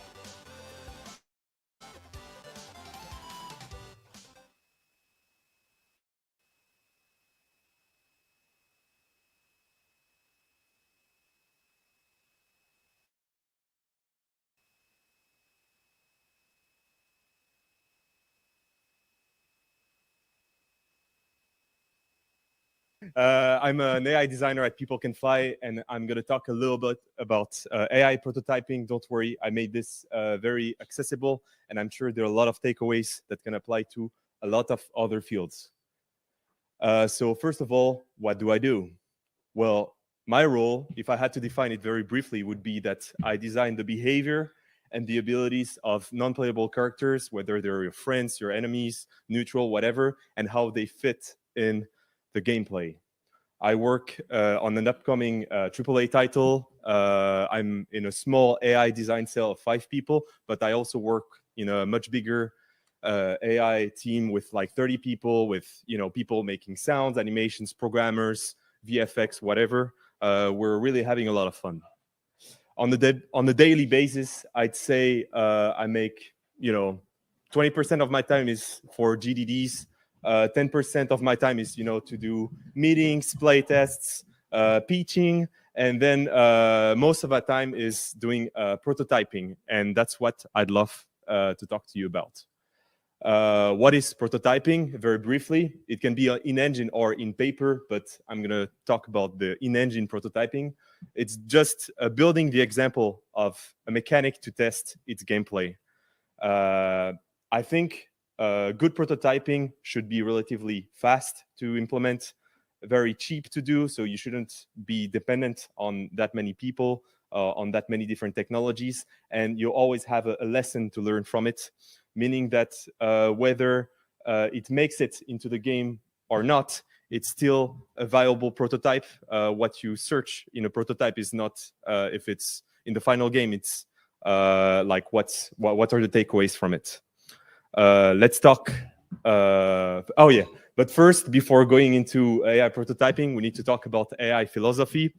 So rule number one, a robot may not injure a human being. No, that's not it. So yeah, if I had to compile 3 homemade rules to make a good AI, a good NPC, it'd be, first of all, the red thing is bad, the green thing is good. So AIs are not meant to be super smart. I'd say you want to have them like 90% predictable. Obviously, you can play with this number, but it's to creating that kind of loop that the player can understand that you're going to create the fun. And it's through these 10 remaining percent of unpredictability that you're going to add the little spice, which is going to make that NPC interesting. NPCs, AIs shouldn't mirror players. What I mean by that is that they shouldn't have all the same abilities, behaviors. Obviously, I had a little star. That's obviously if they're bots in a PvP game, it doesn't apply. But usually, for any other kind of game, I think that NPCs work better when they have a simple role. When it's to encourage the player to do like a certain play style, or to encourage the player to do a certain action or whatever mechanic. And last but not least, sometimes people see NPCs are as a very different thing, and they're unique in games. They should be treated differently. But from my point of view, when you really rationalize game design, they're just like any other system. The only difference is that they have an appearance, and usually they have hands and stuff. So to me, AIs are more like a personified system. They look like they're different, but actually they're not, and they're just one other tool to make your gameplay loops. In one little sentence, I say that AI philosophy in games should be about promoting player gameplay. It's really about encouraging the player to use actions rather than making like a super smart AI that's better than everyone in the independent world. Like NPCs, for example, in a FIFA, it's not about this, superstar player that you want. It's more about that AI making that smart ball call so that you can make a long pass, and you're encouraged to do that mechanic. In Halo, for example, I know someone loves Halo here. Well, the elite is like that super strong soldier, but at the same time, you know that it's gonna roll, and so it's about predicting, anticipating that roll to, rather than shooting directly at it, throw a projectile where it's gonna roll, where it's gonna head.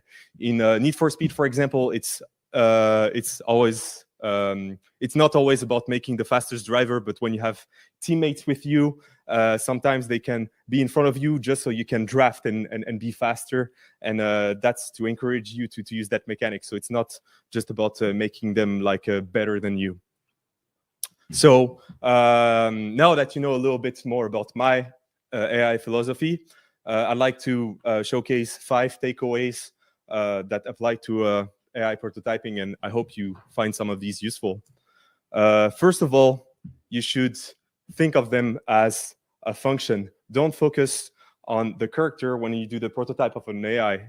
Focus on what it does, meaning it doesn't matter if the abilities or the behaviors that you're going to prototype end up on other NPCs. They might be kept for later, they might be disregarded, and that's still okay. What you need to do is to list the functions you want to prototype and questions before prototyping them, and these are the questions that you're going to answer. Does my ability do that? Yes and no, or you can add variations, but that's really the kind of mindset that you should head into, not trying to make like the demo of the entire character. Number 2, don't explain.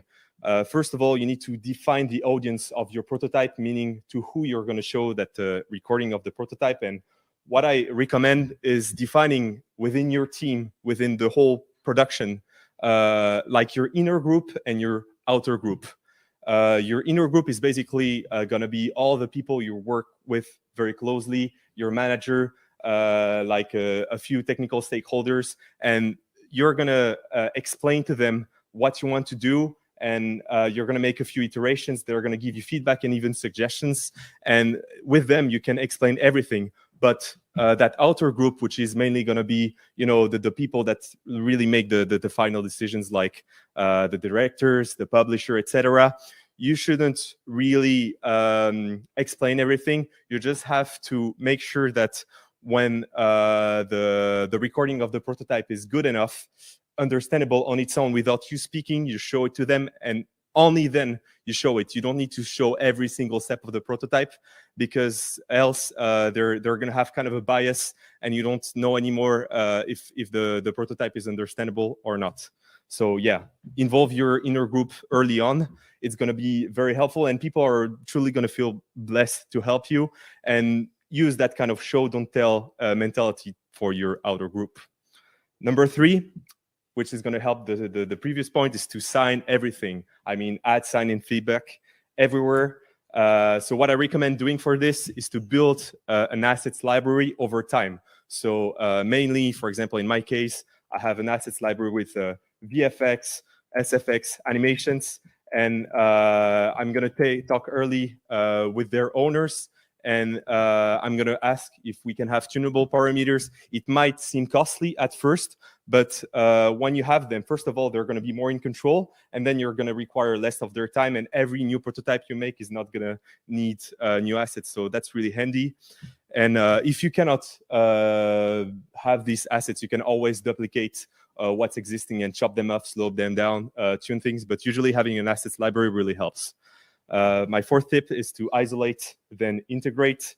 So meaning that NPCs, obviously, they're part of a whole, but first you need to find what they bring individually to the table. Here is, like Mario, for example, in the white box. And I've always heard this legend where, they prototype they prototype the controls as good as possible in a white box where there's anything, and they wait for it to be fun on its own before putting it in the level. And you should really have the same kind of mentality where it's just your character, your playable character, and the AI, and you double check that first, and then you place that AI in a real level alone to check how it's gonna interact with the environment, and then you add other NPCs as well. And the last tip I have, which is more like the cherry on the cake, once you've done everything else, it kind of breaks all the other rules, but that's the little thing. It's to make them relatable. So once everything before has been done, add this little flavor of soul, that little pause in between their actions, that little animation when they fail and they get angry, that little voice line when they see you, because it's all gonna make them more relatable and or understandable to the audience, and that's really what's gonna make your prototype stand out. So that's pretty much it. Thank you so much, and yeah.